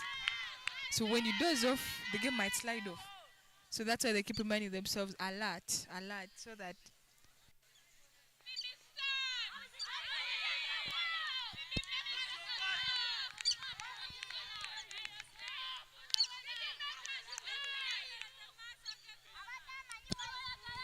Yeah, so I'm wondering how fielders can go to sleep when they are in action, but like you've mentioned, it happens. You can get casual, and sometimes you switch off. Full toss given. Chance for run out. And Chimba has to run very fast. And she's given run out. She was hesitant in taking off from the other end. And unfortunately, she's not quick enough. Again, another wicket against the run of play for Mukono Kings. GAYAZA will get the wide. But unfortunately, they miss out on the bye. 10 for 2. The 2 wickets for Mukono Kings. Gifts from GAYAZA. that was a very good pickup from the fielder, and it was a perfect throw to the keeper because it was really right on the west side, because coaches always tell us throw the ball west side, and that makes the easier makes it easier for the keeper to just stamp it. So it was a very good throw there.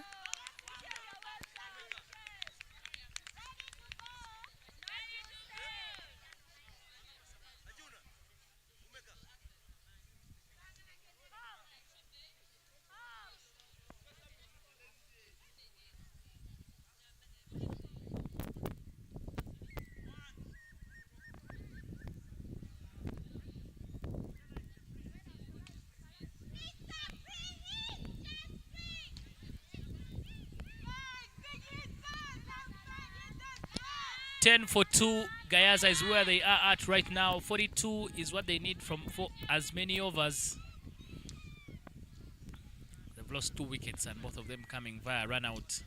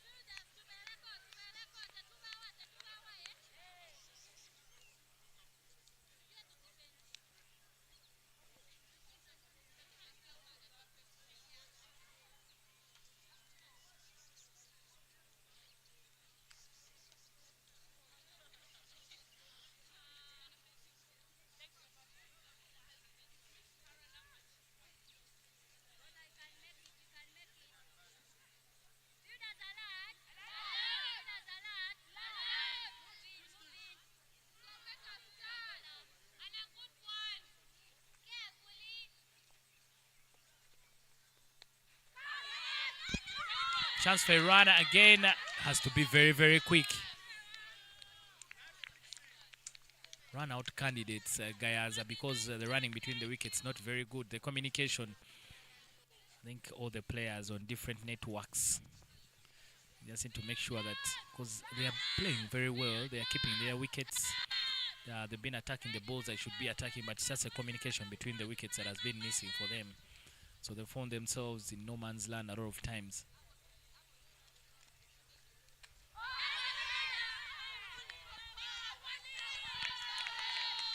Watch the ball is the cry from the GAYAZA camp. Nanyonjo on strike. GAYAZA just needs one batter to get stuck in. A swing and a miss. They just need one batter to get stuck in. Couple of nasty blows here will take the sting out of Mukono Kings, because now Mukono Kings are pumped up. Nakanwaji with the ball from the primary school end.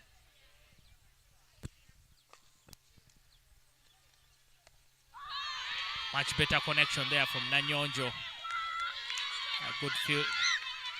Thought about a second, but that's much better calling this time. Nanyonjo realizing that she may not be able to get onto the other end, and she turns down the call from her partner Musibuka. That's much better calling. They just need to keep doing this. They need only 39 runs from as many as 15 overs. They will surely get over the line.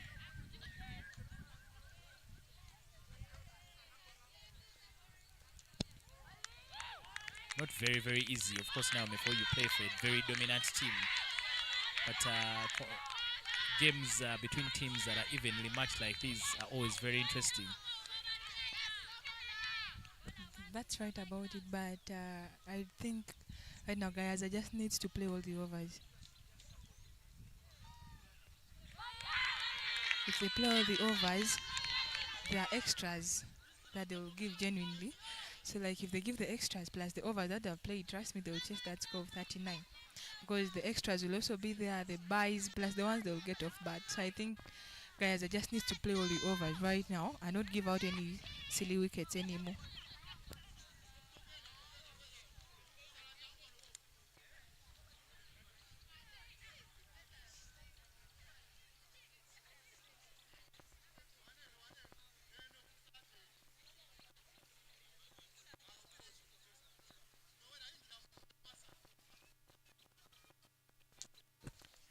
In after 5 overs, GAYAZA 13 for 2, and they need 39 from 15 overs. The required run rate they need is 2.6, so they should be running at a rate of 3 runs per over. Hopefully, if they can get that run rate, they'll chase the score with a very good ease.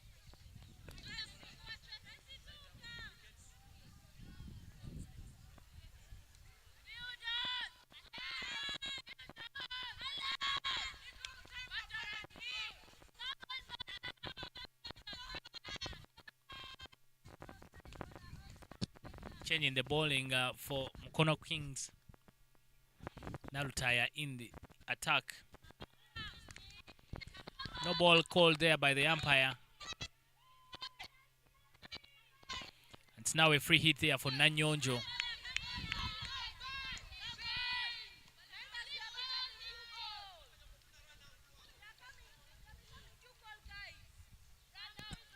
I think the generosity of Mukono Kings has just started.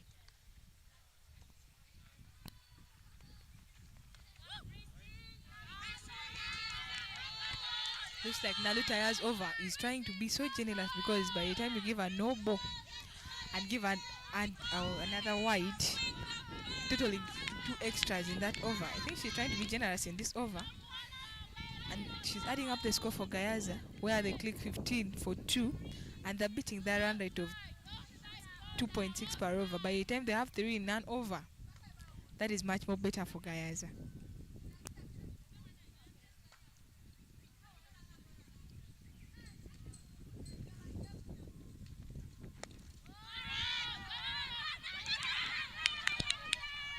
Yeah, didn't capitalize on that free hit, but like you've mentioned, they need just about 3 runs every over. And like you mentioned, if they can just keep their wickets, they've already gotten 2 extras. They just need 1 more run to cover up the over.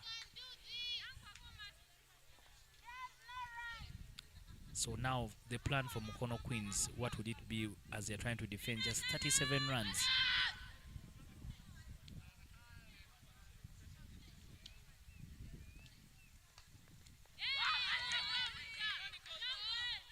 Mukono Kings just needs to reduce on the extras, because GAYAZA is not clicking off the bat.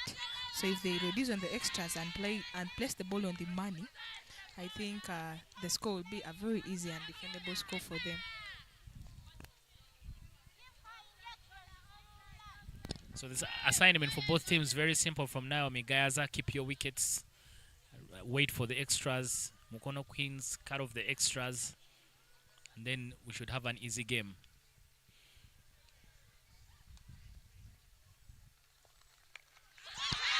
Times that comes out of the middle of the bat there from Nanyonjo, and it races away for a boundary. Loose ball, a rare one from Nalutaya, and given the extra she's given, this is looking like a very big over for GAYAZA High School. I think where Nalutaya placed that ball is a zone of every girl, because a girl's strongest zone is her body. So by the time you put a ball full on my body, I'll just smash it to the boundary. So I think that's a very good idea for GAYAZA, because by the time they give you such a loose ball, you have to utilize it.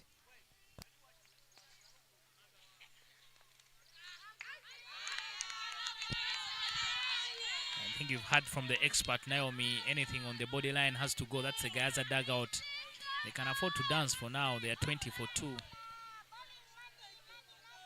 And kudos to Nanyonjo as well. Sometimes those full tosses are not very easy to hit, but that came right out of the middle of the bat. No chance for the field at square leg, and rest away to the boundary.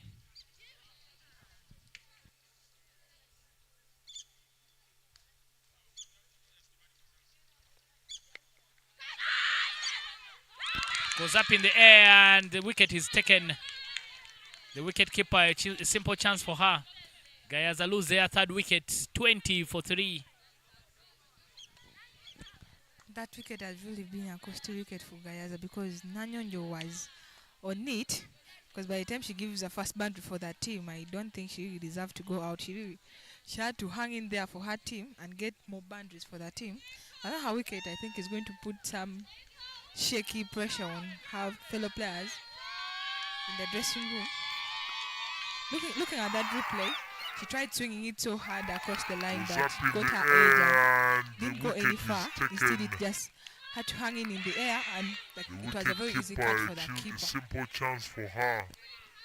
GAYAZA lose their third wicket, 20 for 3.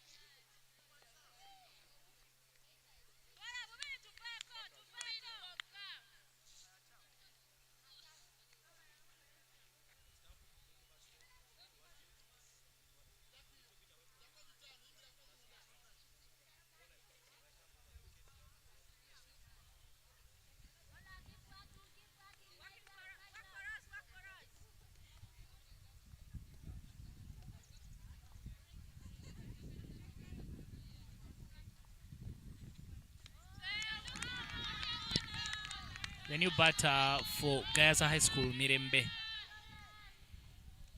Nalutaya's over. Maybe despite the fact that she's picked up a wicket, it has come at it has been very, very expensive. 8 runs have come off it already. But if Nalutaya had bowled all those balls on the money, trust me, she would have only considered maybe the 4 runs of bat.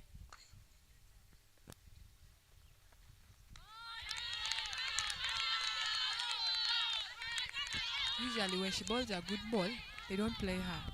But when she bowls any loose ball or an extra, that's what is multiplying the runs in her over so fast like that, that has hiken the score to 21 for 3 in 5.5 overs.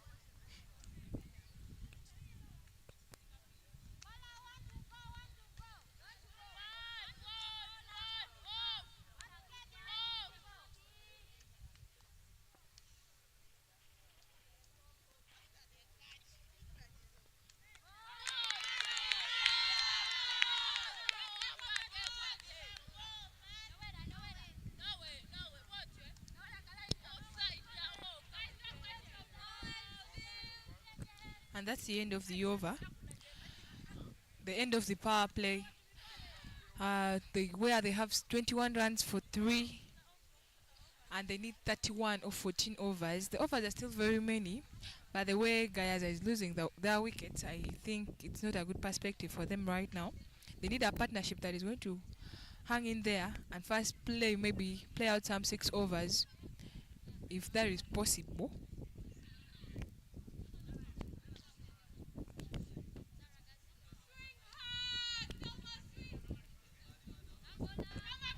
Back on the bowling strike, it's Chatereka Noel, a player who has been economical for Mukono Kings, has only conceded 5 runs in our 2 overs.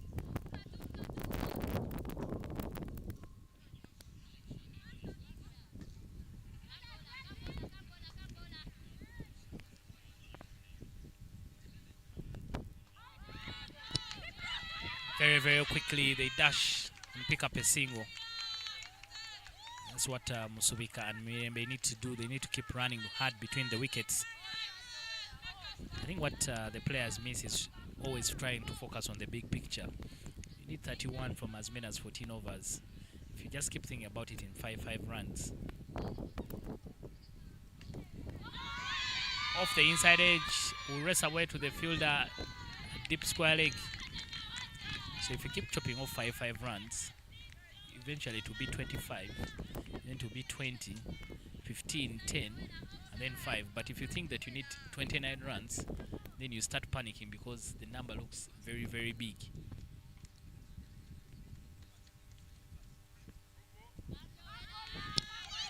No ball, and like you mentioned, the extras keep coming while you also keep getting a few runs off your bat. So you just need to take the game, you need to think about the game in small bits rather than thinking about it in a very big picture.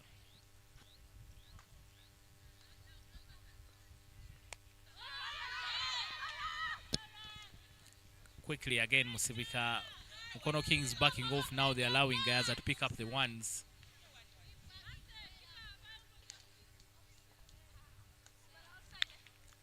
It's going to be hard work for Mukono Kings to try and keep GAYAZA from getting 27 runs.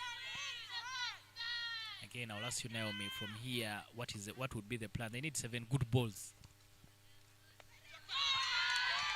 Struck very well and in the gap. Will it find the boundary? Yes. Very well done there by the fielders. The umpires don't give a boundary. Yeah, top quality fielding there. You can hear the GAYAZA coach, Derek Bakunzi, trying to inquire whether that was a boundary.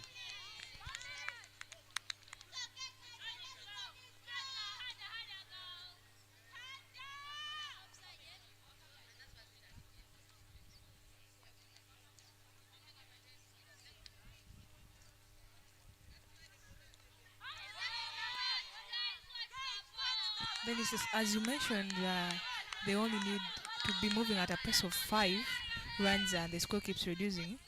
I think your projector is true. They already have 5 runs in that over and they have 25. So they need 25 in 13 overs. But now if they keep moving on that temporary pace of 5 per over, I think the game will be ending. And a good connection there for Mirembe. They'll pick up another single. Another good over, good passage of play here for GAYAZA. In the previous over, they got 8 runs. Now they've so far gotten 7 from this particular over.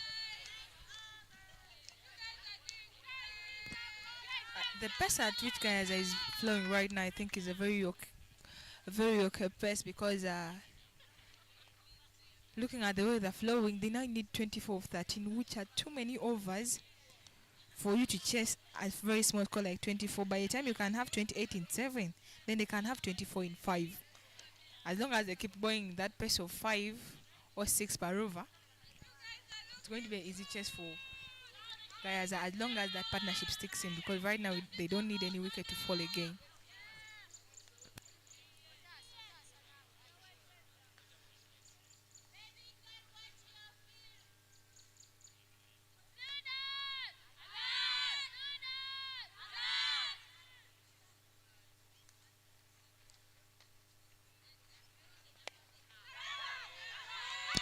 Hesitation could be dangerous here for GAYAZA, but the throw is poor. Musubika and Mirembe nearly got themselves in an entanglement.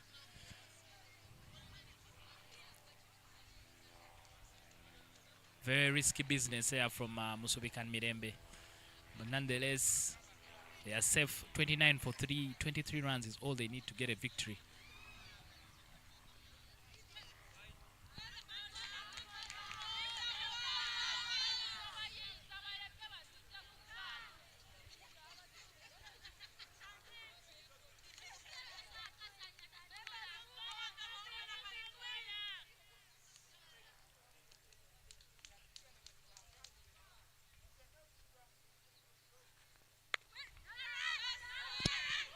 Mirembe needs to be very careful. She's backing up too much from the non-strikers. So she needs to be very, very careful. Otherwise, she might get herself run out. Guys are now starting to get anxious. They can't wait to pick up a victory.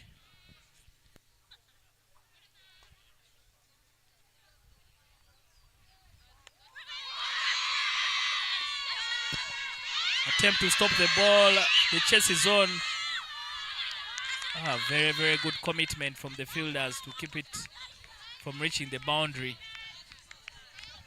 That was a very good save from that fielder in third man, because by the time you come from third man to fine leg to save that ball that was supposed to be for a fine leg fielder, that is really having the team at heart, because you don't want that boundary to go. And her save has even saved the team, because that was going to be clear 4 runs, but she has made it concede only 2.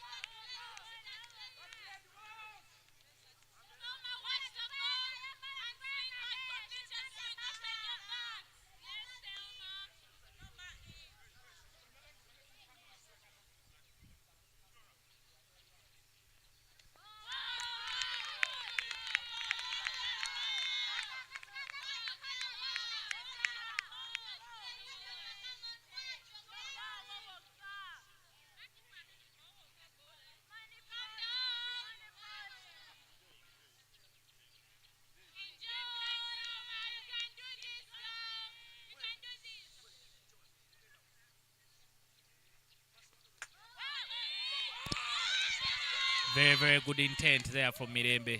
Always very alert from the non-strikers. Once the ball passed the keeper, she was quickly on the other end. That awareness is better off for GAYAZA right now, because they don't need to miss any chance of a run, because they're not really clicking that way with the bat. So any chance that gives them a run, they have to utilize it so well. And as per now, the score is 33 for 3 in 8 overs, and they need 19 in 12 overs.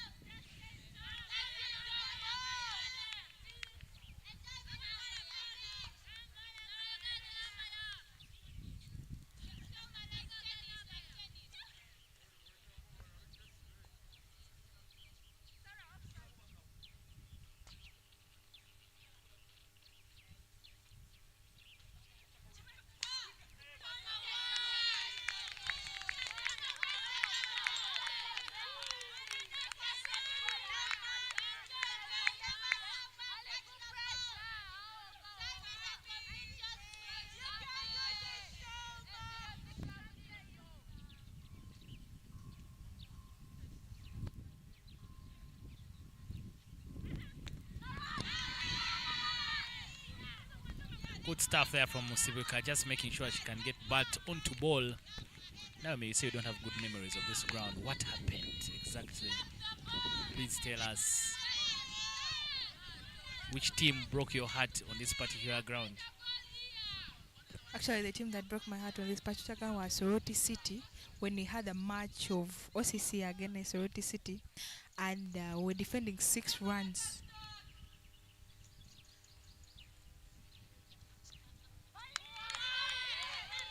We're defending 6 runs in 6 balls, and it so happens that in just the first ball, where we trusted our opening bowler, because she's a very experienced bowler and she has always been bowling so well, trusting her with the ball, and in the first ball they hit us a 6.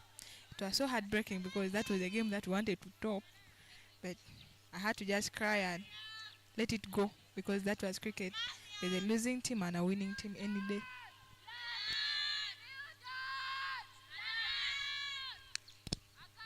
Yeah, you win some, you lose some, and I hope you took some very good lessons from that game. Cricket is like that. It has broken so many hearts. A swing and a miss. I think cricket has more heartbreaks than even love itself. So, but you wonder why we keep coming back to this heartbreaker, because we love the game. 18 from as many as 11 overs is what GAYAZA need. This is when teams now start getting nervous and you lose your way. So GAYAZA need to be very, very careful just to make sure that they don't lose the plan.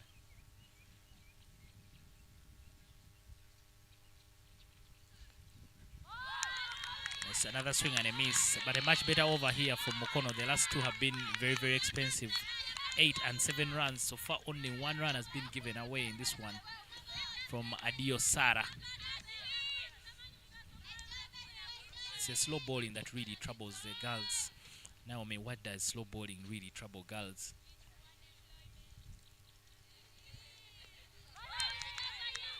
I think why slow bowling troubles girls that much is because usually so many guys don't have the energy to smash the ball to the boundary. So like if a pace bowler comes to bowl to me, I can utilize the pace to take the ball where I want it to go. But now when it's a slow bowler, you have to use a lot of energy to smash the ball to where you want it to go. So that sometimes tends to be challenging. That's why usually we see that when it's a pace bowler, so many girls can click. But when it comes to slow bowlers, they keep dancing in the wicket and swinging and missing, which doesn't even give them any runs.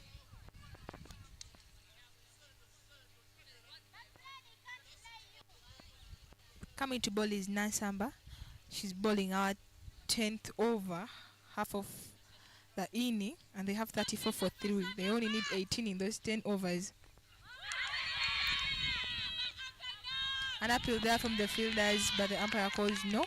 They thought it was maybe a chance for LBW.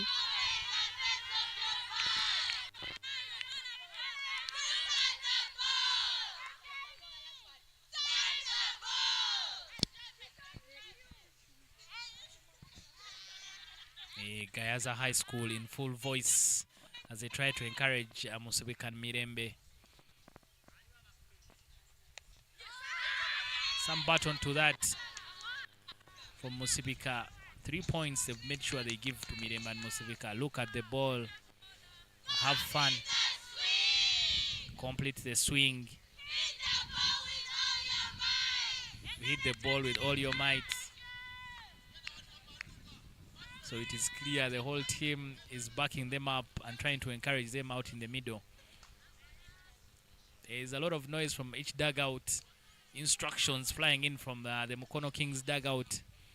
But GAYAZA in full voice as well as they try and make sure they encourage Musibika and Mirembe to get over the line. They only need 17 runs.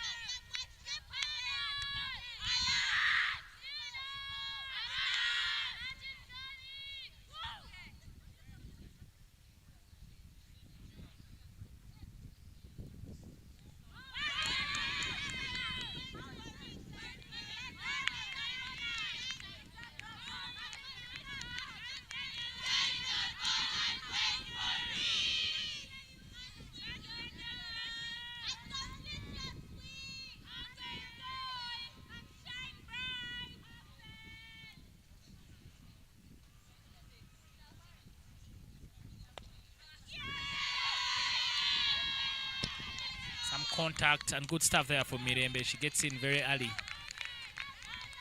Like we've been mentioning, I think GAYAZA now just need to calm their nerves and get over the line. They need just about 1 run every over for them to get the win.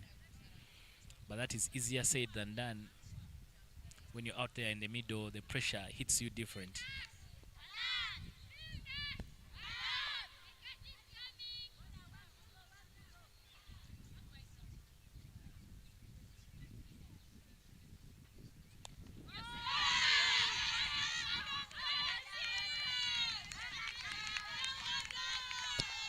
I think Mirembe now and Musibika are starting to get very confident. Musibika has been there for 26 balls. Mirembe for 14 balls. And I think this is sort of partnership that GAYAZA needed.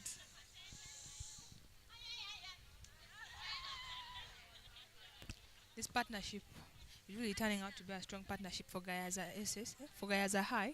And I think they need to hang in there so that they can chase the score all over. Because right now, if they take out another wicket, it's going to immerse a lot of pressure on the person who will enter inside. So the whole idea right now is Mirembe and Musibika should just hang in there and play all the overs. Because right now, they only need 15 runs in 10 overs, which is an easy score to chase. Pardon me, in 11 overs. In 9. And they only need 1.5 in each and every over. So it's a kind of easy score to chase.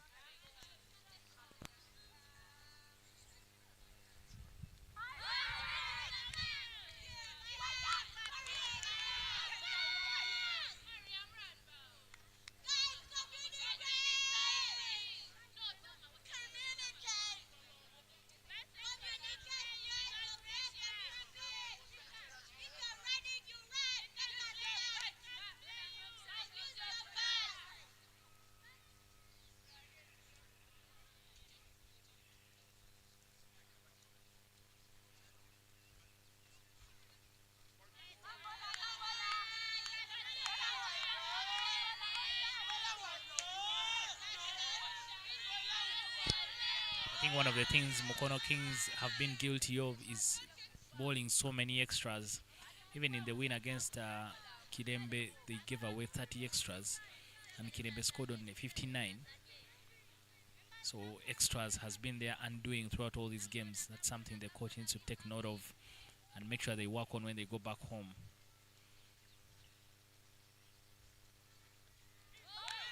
They bowl well. Every good ball they bowl always challenges the batter, but the number of extras is really the problem.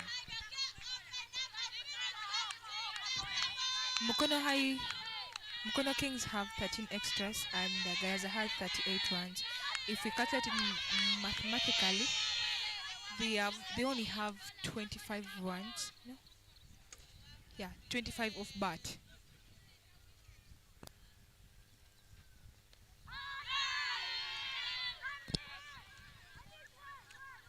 Good contact there from Musibika, just getting her bat onto ball.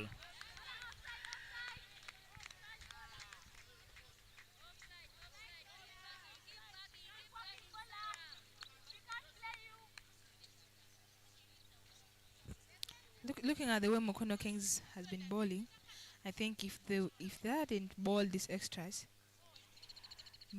GAYAZA would be having only 26 off bat, and I think they would be defending that score so well. So as per now, they really need to bet around the dot balls than giving extras, because GAYAZA is not hitting the ball that hard.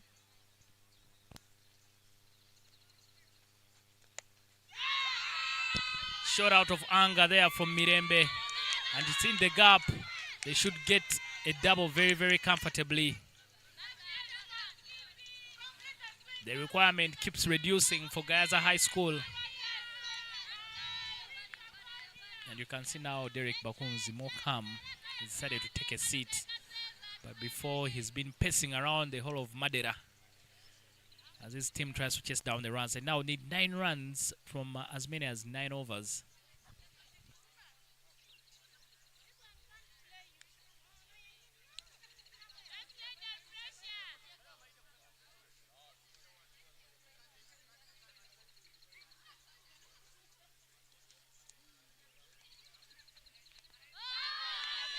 That's a swing and miss there from Mirembe. I think she wanted to take it again back to where it came from.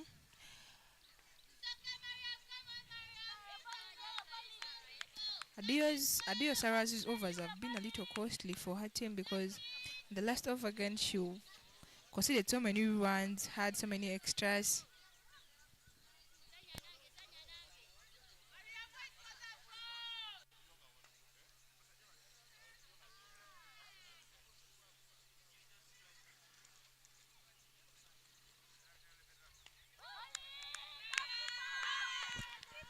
That's a risky run there from GAYAZA.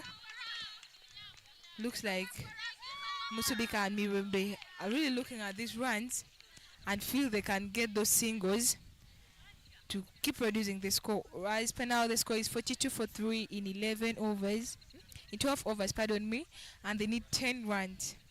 So it's a very hard task right now for Mukono Kings. See how they're going to defend that score, because it's a very small score to defend, and any boundary, any singles can change the score right now.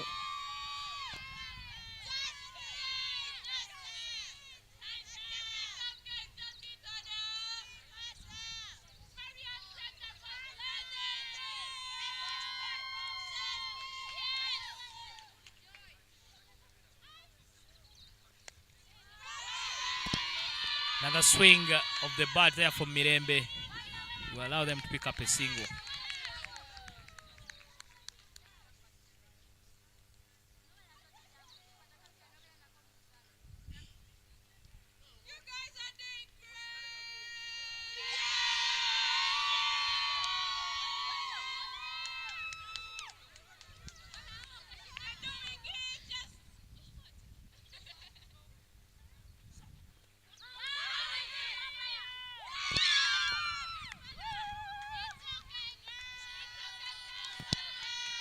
Musubika done brilliantly for her team, but she has to go, given out LBW by the umpire.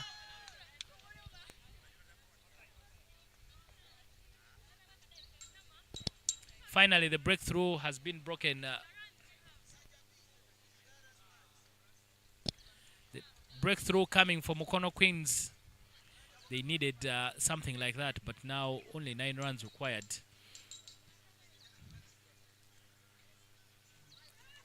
GAYAZA 43 for 4. They need 9 runs for the win, but a valiant knock there from Musubika.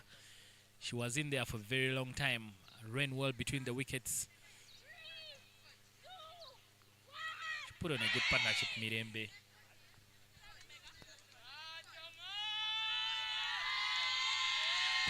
Mukisa and Mirembe gave a very good partnership of 27 runs, and I think that breakthrough of that partnership is a little costly for that team, because I think they deserve to chase the score till the last run or the last over. Coming into bat is Chamulabi, Priscilla.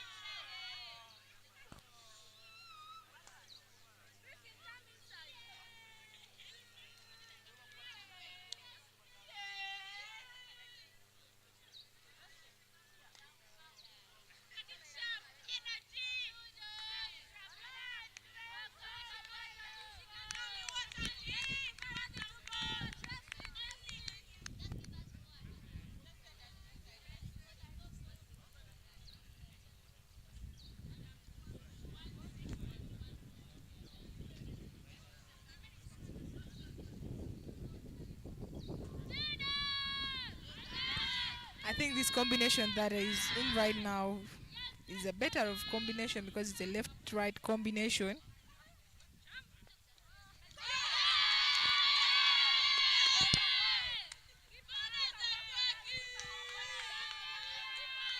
Chamlabi yet to get off the mark, but they will take the bye. GAYAZA High School. I think the difference for GAYAZA has really been Mirembe. She runs very quickly between the wickets. She's always sniffing for a run. She never gets stuck on the other end. She's always looking to make up runs. If they can have her all the way up to the end, maybe they will be in good business.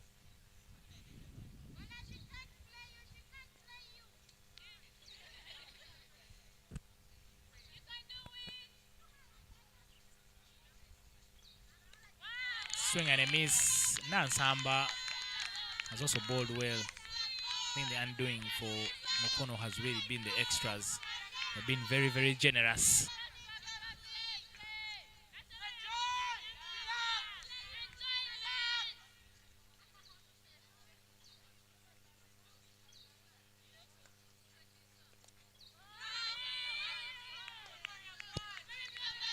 Another thing really I've seen that I think is worth mentioning, and to the school teams, each of the teams here has come with a coach, so means that there's guidance for the young ones. I've not seen a team that doesn't have a coach. All the teams have come with coaches, which is a very, very good thing to see.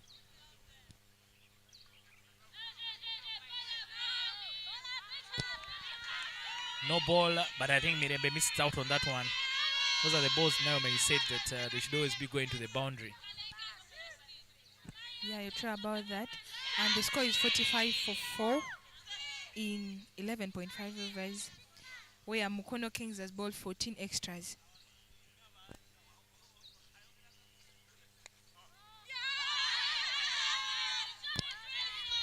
Yeah, very good running between the wickets. Good commitment there from Chambalavi. And a good over for GAYAZA. They might have lost a wicket, but the finishing line is starting to look starting to look close for GAYAZA High School.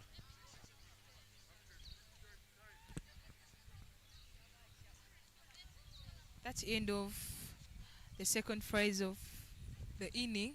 12 overs down, and GAYAZA needs 6 runs of 8 overs, which I think one run per over can do for them because there's no more pressure. You need 6 in a thousands of balls, so it's just something that should immerse pressure on the batters right now.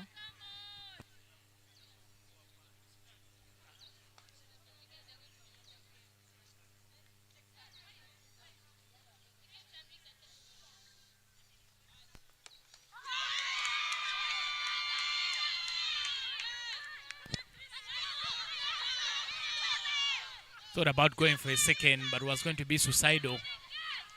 5 runs. Shouldn't be any more mistakes. 47 for 4 is where GAYAZA is.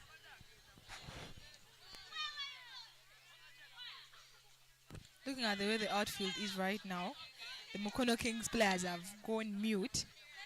I think they have really placed their shoulders down, looking at the score to be 5 for 7.5, which is very easy to chase because they can't do anything much because the overs are still very many and the runs are very few.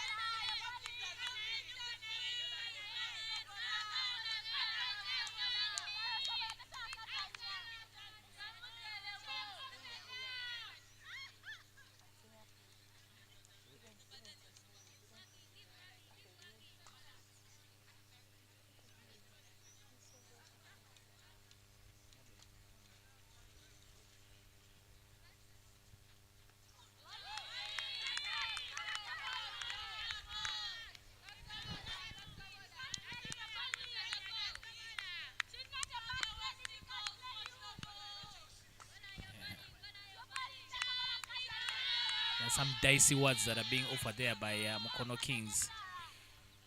But maybe too little, too late. Only 5 runs is what GAYAZA need for the victory.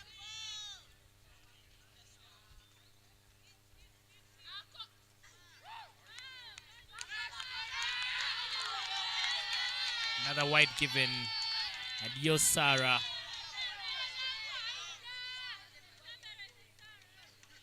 How is it in the camp after match days? How is it in camp for the girls?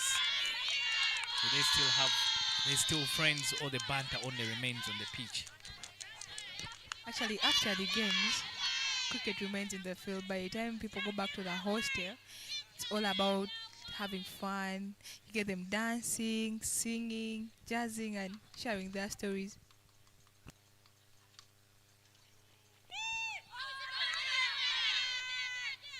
Yeah, I hope nothing is always taken personal, because yesterday's afternoon game between GNGSS, some of the performances looked personal, but hopefully later on during dinner they were just good friends. And the competition remains on the field. I think that's how so many times schools revive. Like, they come into the field, feel like enemies because I need a win, you need a win.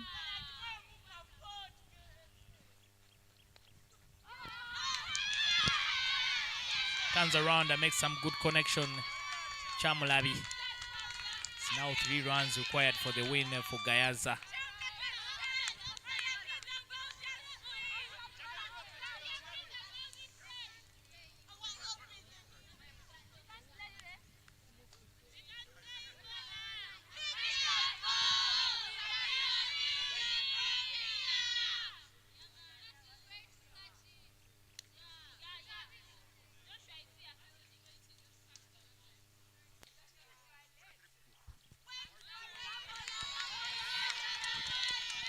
Two now runs required by GAYAZA High School with that wide. Adios has also been very, very expensive. Not about being expensive, she has been too generous because in every over that she comes to bowl, she has given more than 2, 3, 4 wides, and that I think is not worth it her because the game against Kasese, she bowled so well. Actually, she was the most economical bowler of her team.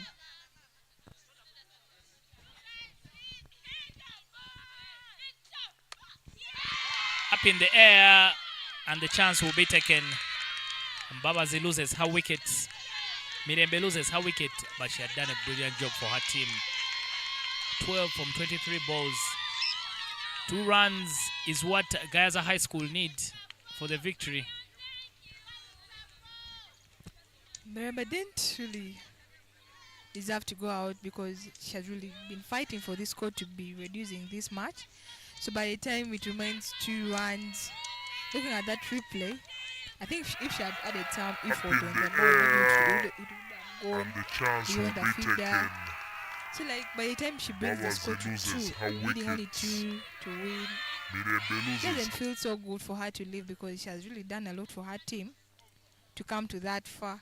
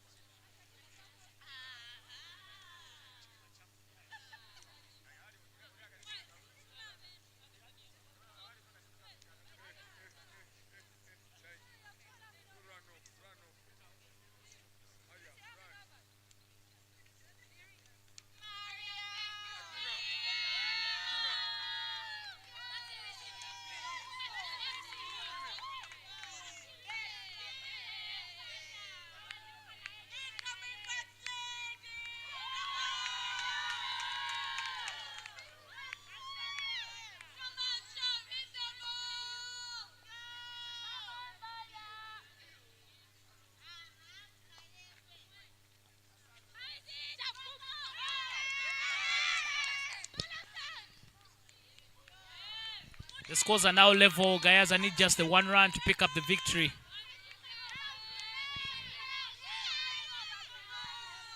And the victory, I think GAYAZA will save her so much. Looks like this was a very easy chase for GAYAZA, though they lost 5 wickets. They've had no big challenge chasing the score because Mukono Kings was even more generous than the way they were. And with that hit, that should be the victory for GAYAZA. GAYAZA win the game by 5 wickets. And the celebrations will start in that camp. GAYAZA High School pick up their first win of the Schools Cricket Week tournament against Mukono Kings.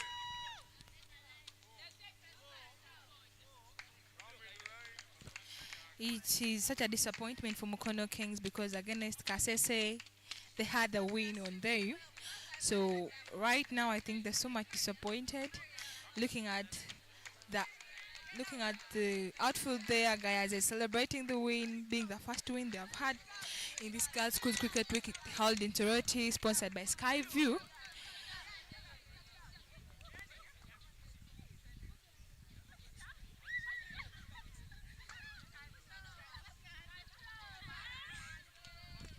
Those are the replays of how the bowlers did their job. It was a very good bowling phrase of GAYAZA. They really did so well in their bowling. They restricted the score to 51, which they felt very comfortable to chase. Having bowlers outstanding, was a plus for them, and they deserved the win because even the way their body language was in the field was so aggressive. There was nothing that was lagging. They were reminding themselves they have to keep alert. Such things are a plus for a team, and maybe congrats to the coach, that is Coach Bakunzi Derek.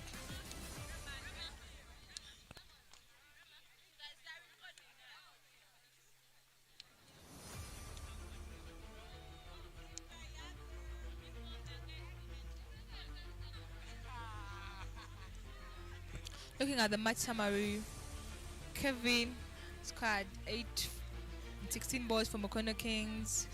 Mercy scored 6 for 12. Asinapa scored 6 in 25. And for GAYAZA, Miriam scored 12 for 24. She really anchored for her team. Thelma scored 11 for 30, where she gave a good partnership with Miriam to chase the score. Then Margaret Nicole scored 5 in 8.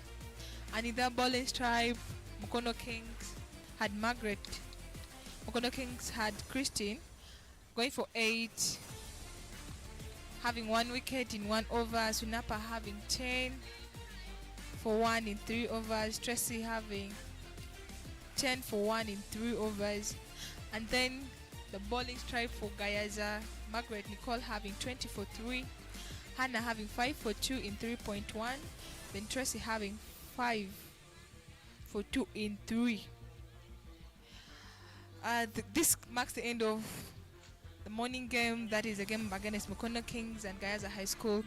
Coming back in the afternoon, Olila, the defending champions, will be up to Uganda Secondary School, which is still a junior school, maybe let me say for Olila, but we hope to watch it live here at St. Mary's Cricket Oval. So we catch up later. And looking at the standings, Olila High School is topping the table at Group A, St. John's Secondary School following, and Good Heart Secondary School coming up last. And in Group B, Light Secondary School topping the table with 8 points, and St. Mary's Girls Secondary School following them, and Kilembe Secondary School coming up at the last. So let's catch up later for the afternoon game of Olila against Uganda Secondary School. Have the best of your time and all the best in your lunch. Thank you.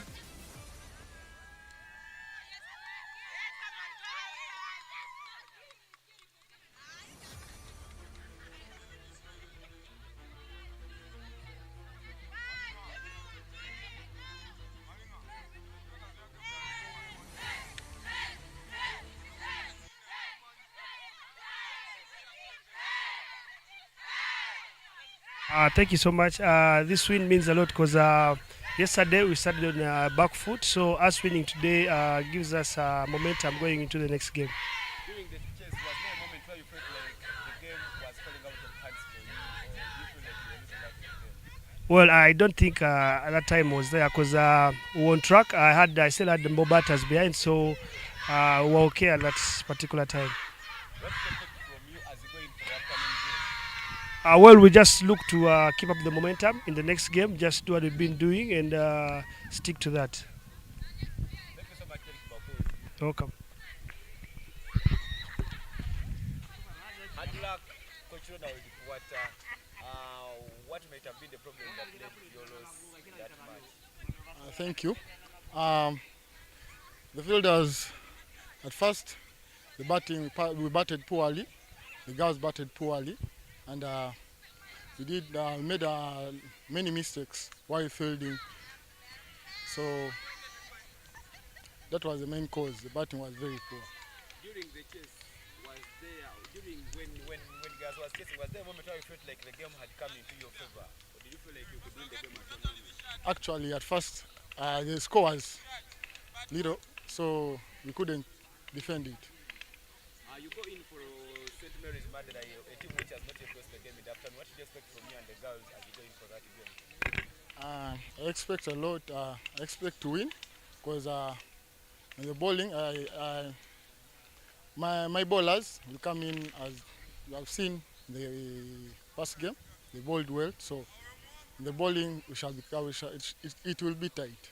So I think we can defend in the score. Thank you so much, coach, and all the best in that. Thank you.